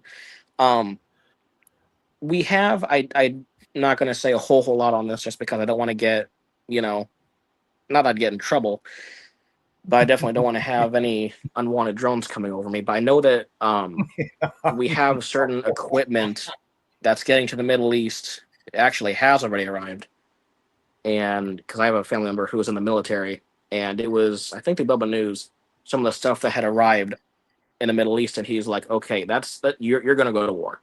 You have basically a matter of days, or maybe most weeks. And he's like, the amount of equipment that they've brought over there. Oh, wow. From the U.S., like armament and all that stuff. Yes. He said I think one of the destroyers that was there, he's like, you pull that thing up, he's like, you're gonna flatten whoever you're going to war with. And the thing that I want to encourage people with the most, and I'll admit, Stephen knows this too, the defense of a pre-tribulation rapture can be very difficult. I'm gonna be straight up right now. I've read, not to flex, but I've had to read probably 10 different types of manuscripts just to get answers I've needed. And I'm going to be straightforward and say I love the King James. I try to go by the Textus Receptus the most that I can, but there are things that I think even the Textus Receptus does fail at. There are certain nouns used, there are anarthrous, there are certain types of verbs used, certain pronouns used that the King James reads that I personally do not think should be there because of the way later parts in the verse will read. But the good news here, you're crossing over into my domain now. I don't I want to know. start slapping people around here because they'll get embarrassed. I know. Embarrass you with well, English. Let me just say this: everything. Like everything is good though. I mean, like the majority is good, but it's just that there's stuff that I'm noticing where like, and maybe this is better for a different stream, but I know that rapture wise, we leave the moment the Antichrist is revealed. We do not leave prior, we leave the moment he is revealed. And thank God that's the case, because if you actually read through the rest of the Greek, and you guys know, I'm sure you guys do, but Johnny and Ron, you guys know those two? Okay. Yes. If you guys do, I really think John and Ronnie, of course, but I think John, I think he put a lot more of it together, because I don't know, I think was it more of his project or was it both of their projects? I think it's both, but I think that Ronnie they put together. I forgot. He's the deeper. Do you know which one it was? No, no. But are you talking about which one? They do it. There we go. Okay, can you guys hear me better? Yeah. Yep. They do okay, it. Good. So I'll make sure, because my speaker was going bad. But so I've noticed the work they've done on the Grisha and Persian spirit, I think, was, in my opinion, some of the best work I've actually ever heard, because it makes the most sense. Yep. So when we think of the Antichrist, we think of, hey, he's revealed later. We leave first and then he's revealed. But if I read the Greek, I'm like, there's absolutely no way we can leave prior to him being revealed. It wouldn't make sense. And so the good news is I don't believe we're going to go through anything, but we will end up having to see who he is at his peace and safety event. So the gap theory, you can pretty much cut that out. There's no need for a gap theory based off what I would read. I mean, if you believe in it, that's fine, but there's, in my opinion, problems with that. When you say gap theory, you're meaning like we go and then maybe 30 days or whatever, the Antichrist shows up, or vice versa, that kind of Correct. thing. Yes, correct. I do not believe in a gap theory. The reason I say that is because of the use of an exception clause in 2 Thessalonians 2, which pretty much says, unless these two things happen, we do not go home. Right. And what's actually funny is if you read any other translation, you're going to notice day of Christ is the predominant interpretation for the day that has not come yet. But when I read the TR version, a lot of it becomes day of Christ. And what's really cool about this, and this is just how I would normally throw this out there too, just even if I were to take the exception clause and everything else and say, well, okay, what's a general logical reason why there probably isn't a gap theory? I'd say, well, can he get saved the same way the moment the rapture happens? No, you're in a whole new different dispensation, because now you have a works gospel, which I've heard people say, well, we're still saved the same way. Well, you're not wrong, but at the same time, though, you can't. Yeah, good luck with that. Yeah, you know what I mean? So it's like, if you can't get saved the same way, then how is this a different dispensation? You're in a different dispensation now. So therefore, there's no need for a gap theory. It's already been done. Or not done, but the things have been done to where you don't need it. Yeah, And so that's fair. That makes sense to me. Like, yeah, you know, we've always heard rockets come down, we go up, that kind of stuff, right? But again, if we use your logic, and it seems to make sense to me that when now I only read English again, but it seems to me No, I know. when Paul is talking, he's like, "Don't panic, guys. Don't panic, because the lawless one, like this, can't happen until this guy shows up." Basically, I'm paraphrasing. So you guys are all Yes. panicked right now. You're running like crazy, like, oh, doom and gloom, like you missed something or whatever. And it's like, hang on here, time out. I don't need to write this stuff anymore because you already know that this has to happen first. When that happens, then now. So that tells me he can't be born the day that we go up. Like it would be weird Yeah. that he's a baby boy Well, you know, and he's got to wait 33 years while we're in heaven. We've been raptured for 33 years. Like it doesn't make sense, but people don't like to think of it that way. It's like he is a mature man right now, ready to negotiate peace. We just may not know who he looks like, but that doesn't mean he ain't here. Well, Just not no, activated. you're actually like Battlestar Galactica. correct. You know that whole. Yes, I do. Yes, I know huge Battlestar Galactica. Yes, What do I've they played it call maybe them? once or twice. It is like, fun. Almost like sleeper. What do they call? Basically, these people, they didn't know that they were Cylons until one day they all show up in that one room, and the camera goes around them all, and they're like, "You mean I'm a fracking Cylon?" Anyway, I know what you're talking about. Yeah. No, like, well, and if you really want to have your socks blown off, you'll actually the day that we actually leave. I'm not joking. Literally, the millisecond they've signed peace and safety is actually the moment the church leaves. You have an adverb that's used that says like before the ink dries. Yeah, literally. So, well, the moment he confirms it, or in the original Hebrew, you actually don't have to worry. Yes, well, he strengthens, confirms. I'm still working that out because it can go either way. But the good news is, I say that he's going to be revealed because it's in a passive voice. Passive voice is pretty much going to be this individual receives an action that he couldn't control. So, like if I said, you know what, I'm going to go ahead and give you $2 million. You received it. You didn't do anything to, I don't want to say earn it, but I mean, like I graced you with it, right? It just happens. You have no control in the action. Yeah. So the cover is pulled off of him when this peace event happens. Now, here's why I say it's peace. Thessalonians 5:3 actually tells us that when they should say peace and safety. Now, here's interesting about peace and safety. Number one, you'll never read about it in later books. Really, the only peace and safety you ever actually have is pretty much going to end up being in that book. And Paul says now get this. And this is where I fought a lot with the wrath.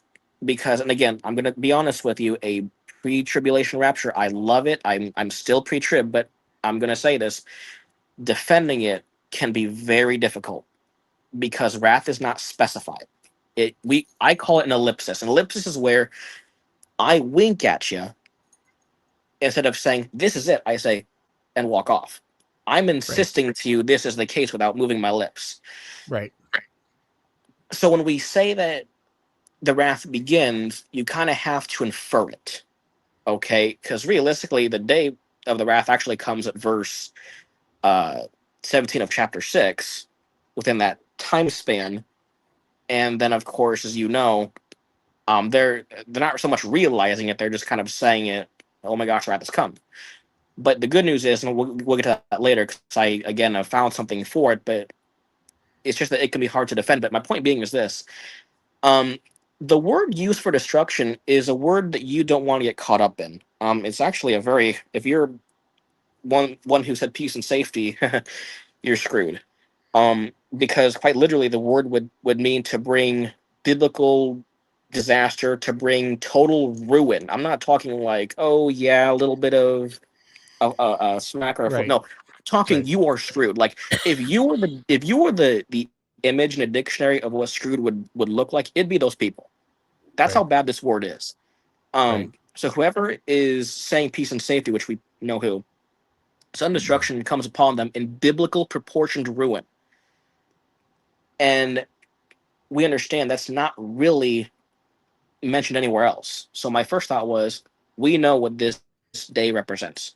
Now, Yeah. why does Paul say that it's 2 Thessalonians 2, where the apostasy comes first and then the revealing? And I want to say this too. The apostasy is not the rapture. People have said it before. They said, well, we're going to leave in the rapture first, then he's revealed. There's no way that's the case. In old uses of the Greek, like I'm going to say probably Plato's time or earlier, yeah, in classical Greek, you could have gotten away with saying uh, basically departing is all it meant back then, or things as such. So you could get away with, oh yeah, the departure, and then we're good. But as we got further into the Bible, if you read what Jesus said about divorce, he said that if a man commits adultery, he's departing from what's true. So that's where we would get apostasy from. So it's not so much that we are going to leave first, but rather it is a departure from what is true, and it's definite, meaning this is an event. Yeah. And then the apostasy It's societal, is where almost like on a global mass kind of thing. Like there's something going on that's causing. Yes. Well, I'll say this. And again, it depends on who you define as those who have declared peace and safety. I think it's Israel, and of course the AC, and maybe other world leaders who have forced this. Yeah. But I just find it so interesting because the use of the adverb of, oh, then it will be revealed. No, instead it should actually be considered as at that time will be revealed. That's the purpose of the adverb, is to define the timing. It tells you more about how this verb unfolds. Oh, okay, he's revealed when they said peace and safety and confirmed the 927. But it just shows you the moment that happens, boom, he's revealed. Yeah. That's what's so cool about it. Yeah. And it just shows you that this is not really trying to say, oh, later on. No, it's like right now is when they've said this, we're gone. And thank God, because if it hadn't. I was going to say, No, it's interesting. It's interesting you picked that up in Greek, and I picked up something similar in English. Again, back to English. I love English. When people talk about falling away, which I think is what you're talking about there, people are like, oh, that means we're falling away from earth, going to heaven. And other people are like, well, that could be Christians falling away, whatever it is, all the stuff. And they're like, well, you have to find the pattern of the word falling or falling away in English in order to go, was this mentioned once or twice before somewhere? And strangely enough, it is mentioned in the Old Testament, specifically with King David. King David flees from Saul. Saul was hunting him down. So he goes to Gaza, that area, which is interesting. We're talking about that in this day and age. But he flees to one of the kings of the Philistines, and he starts spitting spittle all over his beard. And the king looks around going, don't I have enough madmen around here? I don't need another one, kind of thing, right? So King David basically convinced him that he's nutso, and he allowed him to be his kind of like his main man, like almost like in some ways a second in command. He wanted to promote him through the ranks because this guy was awesome. He had a great reputation, all this stuff. Then one day, the Philistines are assembling, and they're going to attack Israel. They're going to attack King Saul. David and his 300 men show up in rank, and the generals are all there, ready to go. And they're like, who's this guy? Yeah. They know who he is, but it's sarcastic, right? So they're like, who's this guy? And it's like, well, that's David. He's been so loyal to me. I got to have him almost like at the front. Like, this guy is going to do some damage for us, right? And the generals are like, over our dead body, he's not going with us, because here's the word. Here's what they were fearing, the generals, that he would fall away to Saul and Israel. Yeah. and then get promoted there. Like, oh, look at you. You betrayed the Philistines and you came back to Israel and we're going to promote you. So the generals were worried that his allegiance was going back to Israel. So that's what falling away means, according to the English. I don't have to go to Swahili yet. So now you get a picture, right? And again, these 47 authors that are translators that are putting together the King James Bible, they're considered polyglots, which means they spoke more than a half a dozen languages: French, English, obviously, Spanish, Italian, Aramaic, Hebrew, Greek. They could go out to the market and barter a can of juice from whoever was in charge, and they can barter. My point is, these guys spoke multiple languages and lived and breathed and understood Hebrew and Greek and all this stuff. So when they transliterated into English, the closest word would be falling away when they're talking about the story of David. So now you get in English, you get in the New Testament, Paul talking about that can't happen until a falling away. So now you get a little bit of an image that something is happening or somebody's switching loyalties on a mass. Maybe it's towards the Antichrist. That's what I'm thinking. And I think you actually defined that perfectly, because that really is the worry, is that he would have departed from what was true and, gone back to Israel. But I mean, I guess context can kind of lean how it goes, but typically it's just a departure from what is true. Yeah. And they weren't wrong. Really cool, the generals weren't wrong. He could have. That would have been a good time. It would have been. If you're going to be in battle, that's a good time to switch your loyalty, right? So they're worried. It would have been. They sent them home. Because they're worried about that. You don't want to be looking at your back, worried somebody's going to knife you. That's the last thing you want to worry about, right? So anyway, go ahead. No. Yeah. But I mean, I think you're right on that, because the worry there is, what kind of apostasy are we dealing with? Is this a religious type, or is this, even for the Jews, are you departing from what you know is true and going to their version of a Messiah? We don't know. And it's not really discussed. I know that Paul wrote in ways that were very difficult at times. For sure. Peter even told us. They were. For sure. Yeah. And even it's for annoying. Peter understood Greek, and he had a tough time reading his letters. So give me a break. Well, I'm going to have a tough time reading in English. Well, that's the thing, is that even if you even have an apostle like Peter saying, "Hey, man, I don't even know what you're saying.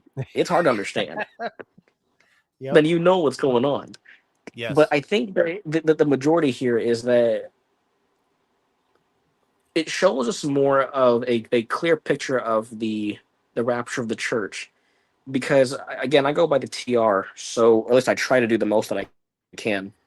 And when you're saying the TR, you're talking about the Textus Receptus, right? Yeah. Just for our audience, so they know, there was thousands of manuscripts. Depending on what version you have, they would call them the majority text, because that was the general consensus of, let's just say, for the sake of argument, earlier Christians would say, hey, we have thousands of manuscripts that are in agreement with each other, and then we have a handful that maybe not. So that's kind of been the debate between, let's say, Sinaiticus and Vaticanus, and other handful. They're like, well, we really like this because we believe this is the oldest and the best and the greatest. And then we have 50,000 plus manuscripts that all agree. And so that's the argument now. And I'm like, okay, that's cool that you put all your hopes and dreams on Vaticanus and Sinaiticus, but you get into trouble when you turn to Genesis 1, because it's not there in Vaticanus, and nor is it in Sinaiticus, which means they don't have the origin story. That's a big deal. They don't have the first 23 chapters of Genesis. And arguably in Sinaiticus, I believe it's 46 chapters. Yeah. So you're not starting off on a good foothold if you don't have the promise of the seed crushing his head, Yeah. and he and the seed of the serpent biting the heel. Like if you don't have Yeah. that, sorry, I'm out. I'd rather go to the Yeah. thousands of manuscripts where the early church fathers all agree that there is an origin story, that there is a prophecy that one Yeah. day the skull crusher is going to come. Yeah. No, you're right. See, and that's my part of my issue right now is I've always been loyal to the TR, but I know that there's some things that I am struggling with to translate in the TR because I don't know if I want to get into this tonight because there's a lot and I haven't had all my points written down because it's just so For much. sure, for sure. We might But need you to know, like make there's another episode on this for sure. This would be fun. yeah. But you're Oh, right. you Like guys will you guys will koinonia in get a hoot out of Greek, this. like koinonia in Greek, let's just be honest, it's not the easiest thing to understand on the planet because Oh, it's one, not. Oh it's a no. dead language and it's thousands Oh, of very years dead. removed, right? And the same thing with Hebrew. You have modern Hebrew and you have the ancient Hebrew. Basically, it's almost like saying we have Latin It's and we have Italian.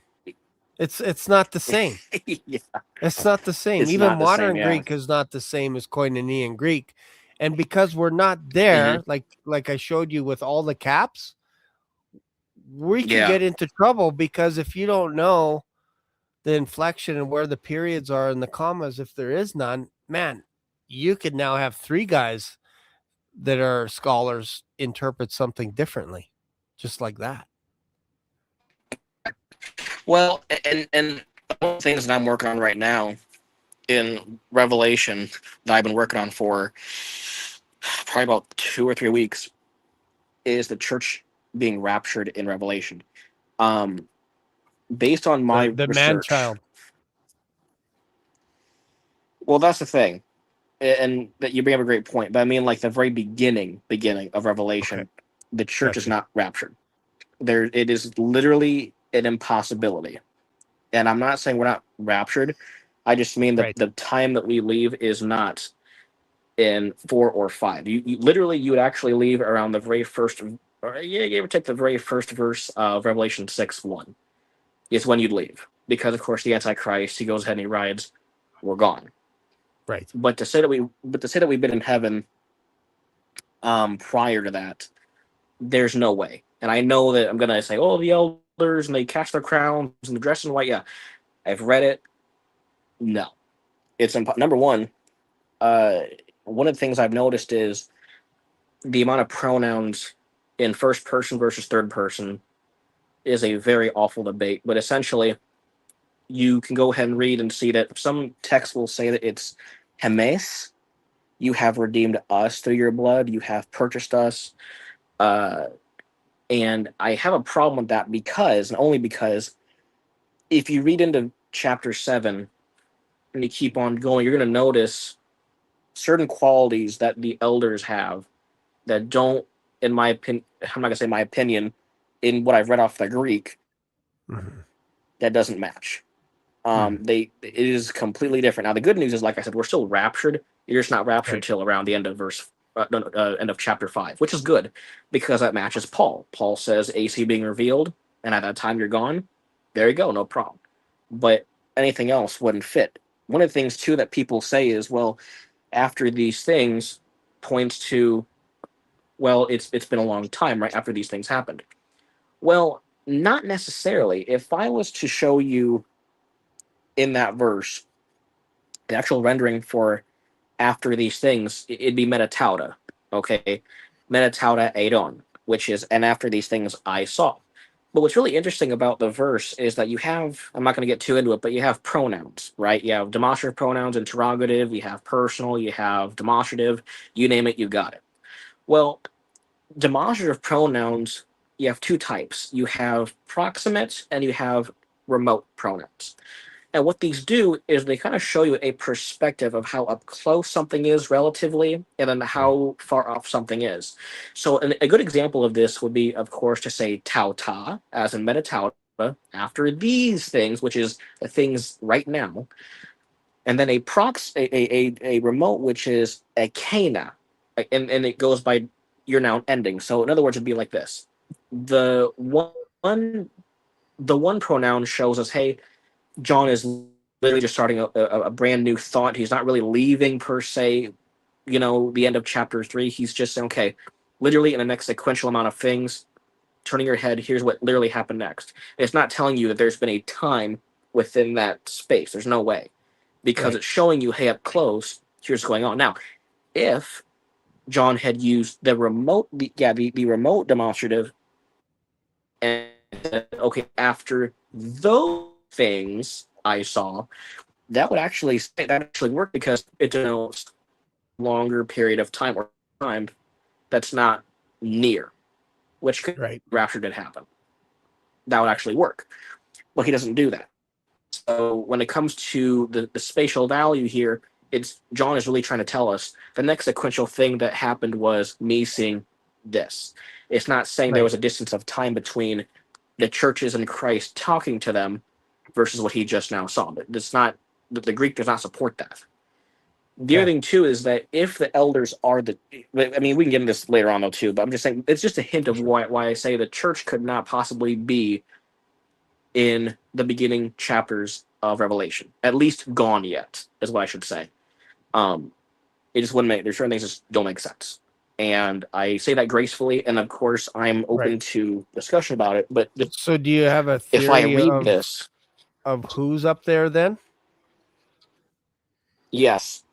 And it's really difficult to explain. Trust me, it's extremely difficult to explain, but my assumption is this. It is a heavenly council, and the reason I say this is because if you go to John, when one of the elders asks John, he says, who are these that come out of tribulation? Well, I've read 10 manuscripts so far, and I've noticed they use a very rare case. They use what's called the vocative. The vocative is almost, how to explain this? If you want to emphasize something like a noun really, really harshly to say, hey, this is a specific type of person, you would use the vocative. So, example, Kurios is Lord. If I said, Kurios is Lord, but if I said Kori, that is Lord, but in the vocative. And vocatives are very, very specific. When you see a vocative, you kind of stand in your boots and say, whoa, who are you talking about? Well, John says that he addresses this individual, one of these elders, as Kori, which is to say Lord. It's not the Lord, but it just says Lord. Or you could say Sir. But here's what's also cool is that it's an arthrus. It's not a specific the Lord. It's a type of celestial hierarchy. And then well, back to your question though. I'm going to say it's either the redeemed 12 tribes of Israel, mixed with the 12 disciples, or quite literally, it is just a group of celestial beings. There's nothing in the context either that says that John is actually speaking to a redeemed church. And what I mean by that is you would have actually expected some kind of reference to an ecclesia, some kind of reference that says, oh my gosh, I know you, or some of that degree. And it's never really said. And the use of the pronouns indicates, because the original pronouns, I'm going to be honest, are third person. They're not first. So you wouldn't say us. You redeemed us. The singing. I'm gonna throw a little curve to you and see if you've ever thought about this. Maybe you can say, no, you know go what, for it. Shane? Go for it. You are absolutely insane, Shane. Do you think we'll do it? This is me spitballing here. That perhaps John was talking to Daniel. How do you mean, in what verse? Well, when we go to the book of Daniel, Nebuchadnezzar. 7:10. Yeah, Nebuchadnezzar bows down before Daniel. Daniel allows it for some reason. Kind of a weird verse. But the angel tells him, this is not for now. Seal up the book and all this kind of stuff. This is no need for you to understand this right now today. Go to your lot, which is interesting. Then all of a sudden we get someone showing up giving John a little bit of a tour through the book of Revelation, basically. Here's what's coming down the pipes and all this stuff. And almost like John does the kind of the same thing as what Nebuchadnezzar does, except this thing, this person or angel, because again, Jesus said in the resurrection, we're going to be like angels, which is interesting. John pays homage to this angel type figure, and the angel says, don't do it. I'm like your brother. I'm basically like one of you, kind of thing, which is interesting the way he says it. So I start thinking, man, what a blessing it would be for Daniel to kind of be there, maybe as one of these elders or something that gets a little bit of a privilege to show John around a little bit. It could be one of these seventh angel that has the seventh vial puts the vial aside. I don't know if he put it on his belt and just hung on to it for a little bit, but he gives a tour to John and says, hey, come here for a sec. Come over here. Like he's got the vial in his hand, the seventh one. And he's like, John, I know I just cast that out to earth and everything that went on. Come with me. I want to show you the bride of the Lamb. I want to show you New Jerusalem coming down. And I'm like, this is different. Something is going on here. And John is always like, I don't know what I'm seeing here, right? Like he's like, I don't know, right? And that's a mirror of, I think Ezekiel, or no, Zechariah, probably Ezekiel too, but Zechariah had that problem too, where an angel's peppering him, saying, what do you see? And Zechariah's like, I don't know. You know. I don't know. You know. It's like, well, it's women with lead. Like there's a lead, like you don't get this, a lead plate, and women are in there. You don't get it. Four horses on the tree. Like it's, I don't understand Zechariah. But the point is, Zechariah's like, it's almost like the angel's asking him, what do you see? And he's like, you know. How about you tell it to me? That way I don't get it wrong. It feels like John is being approached the same way by an angel saying, what do you see over here? And he's like, I got nothing. I don't want to say the wrong thing. I don't know. I mean, I'm not going to shoot the idea down. It does sound promising. I can't prove it, but it's just kind of weird. Well, we've got a good point. I mean, the reason, like I say what I do is because when we look at pronouns, alphabet police. But when we look at pronouns, I mean, in the Greek, I mean, the nice thing about pronouns is you can actually go and look at who is being talked about. Like when I heard people say, like, well, the myriads upon myriads, thousands upon thousands are the redeemed church, you know. And what's funny about that is that the pronoun does not match that. That is a state of the what you do is you go to the verb in the nearest clause or in that clause, and you disinfect an object. You go through a couple of things first, and you match it in gender, number, and case. Well, case is determined by the verb, but it's the first thing you come to. And what's really crazy is that when I've matched the pronouns, and what's nice about this is that you can't go wrong. This is a very nice way of checking, and it leads you right to where you need to be. Every time I've checked those pronouns to see if it's the church or not, it always refers to an elder or an angel. In other words, there's no church that could possibly match in a pronoun. So whatever is referred to as them or him, it's not going to refer to anything within the church. It's not going to do that. In fact, I did one earlier before I came on, and it's just, again, it's one of those things where it's like, it's good because it kind of shows you, okay, it keeps you sober to the context. It doesn't let you wander outside. But, I mean, like I said, one of the biggest things people will go ahead and throw out there is we were redeemed, we're singing new songs. But the problem that I have with that is the pronouns really should not be first person. They should be third. Third person is actually more accurate, which is the them. They're saying about them. Because Shane, here's what happens. I ran a test, and I decided to count. Okay, let's play a game of referent. Referent is the person or persons being referred to. Can we do this? And I went ahead and I started testing it out. Okay, and what I came to is this: some manuscripts had said them, some had said us, some had interchangeable ones. Now, in the end, it came to, again, wasn't the church. But even if, let's just say, some of the pronouns held, here's a problem that I noticed. These pronouns used do not catch the proper referent. It's like a glitch. Because you wouldn't sing about people yourself from first person to third.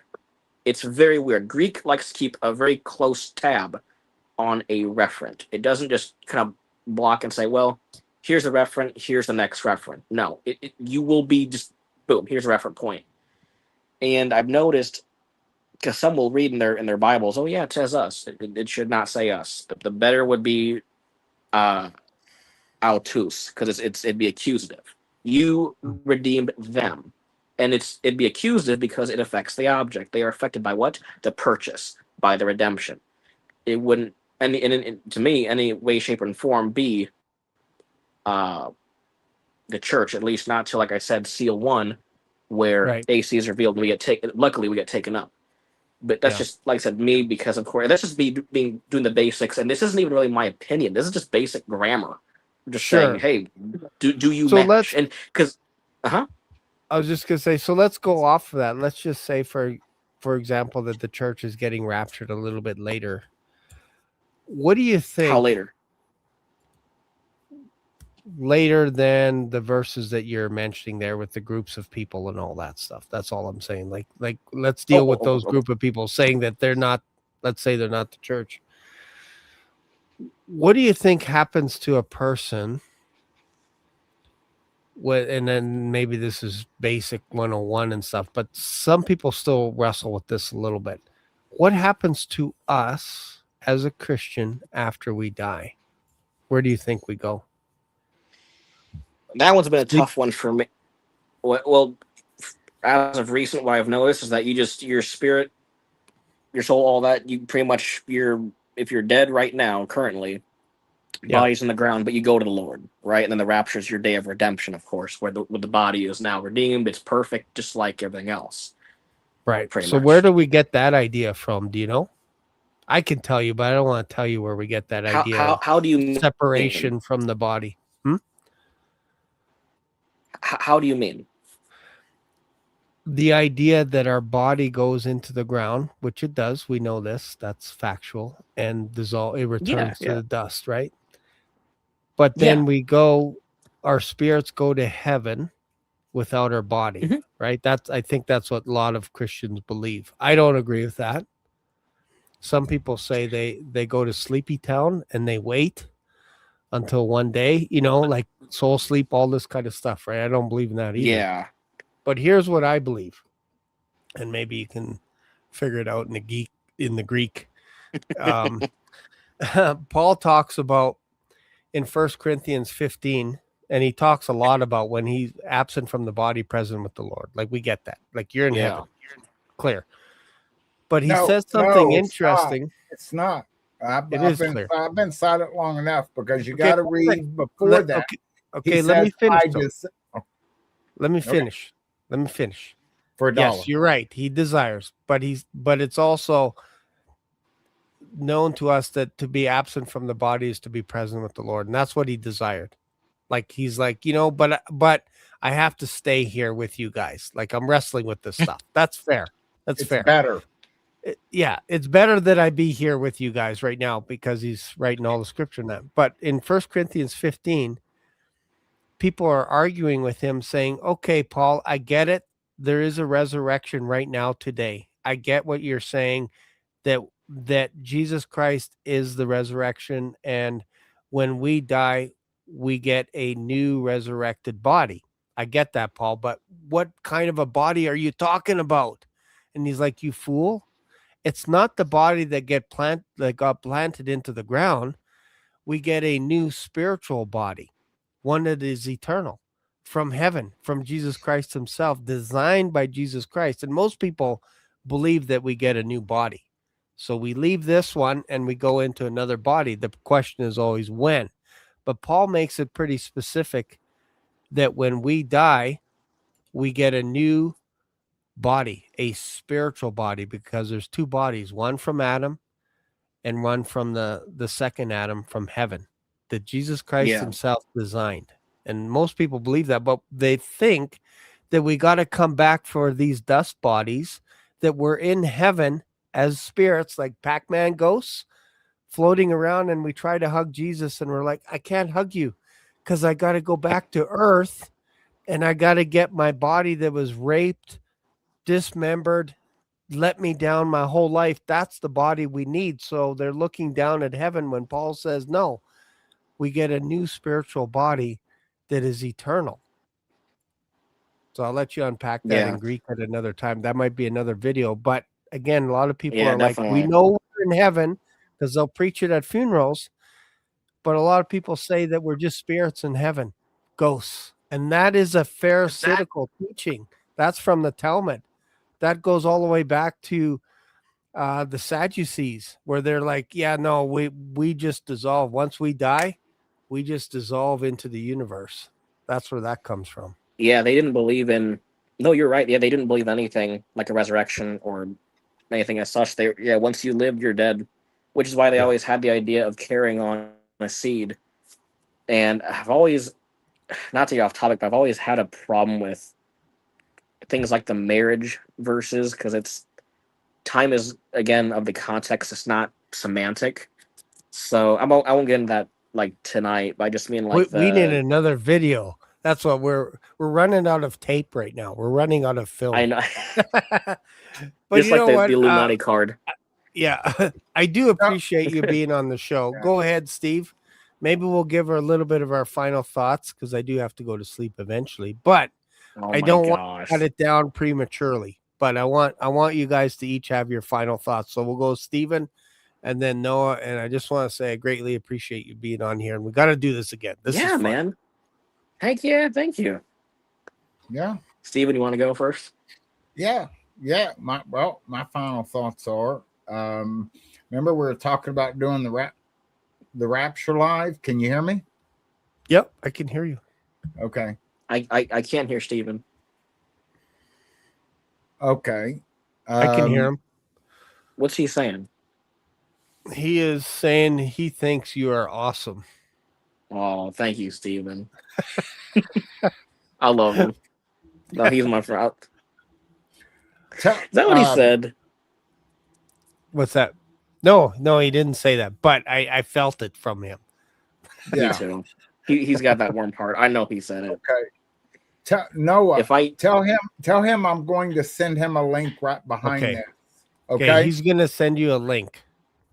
And we're gonna just change horses for just a little like bit. To come back on again. Yeah. Okay. Yeah, because I can't hear what he's saying. Okay. He said we're gonna change horses. We're gonna change horses, and we're gonna go further, and we're going live on my channel. Okay, you're gonna go live onto his channel after this show. Yep. So he's gonna send you a link. Look for it in your email. Yeah, that's fine. No problem. Okay. See what I can do. And I still can't hear very well. I'm going to sleepy. Okay. Okay, so I'll let Noah wrap up, and then you guys will jump on to another show. So for my audience, go check these guys out on Mission for Christ, because they're going into triple overtime. We are. So, final thoughts, Noah. That's exactly where we're headed right now. Yeah, no, I'm very glad to be on here. Thank you for inviting me, dude. That's very amazing. I'm very blessed to be on here. I want to meet you actually for quite a while, and it's cool to get to meet part of the gang from Uptime. And I'm just glad to be able to share I'm glad to share what I have with you guys, because it's a big deal. I mean, we really don't have much time left. If all goes well, and I really think it's going to with the peace after this war happens, and we're going home.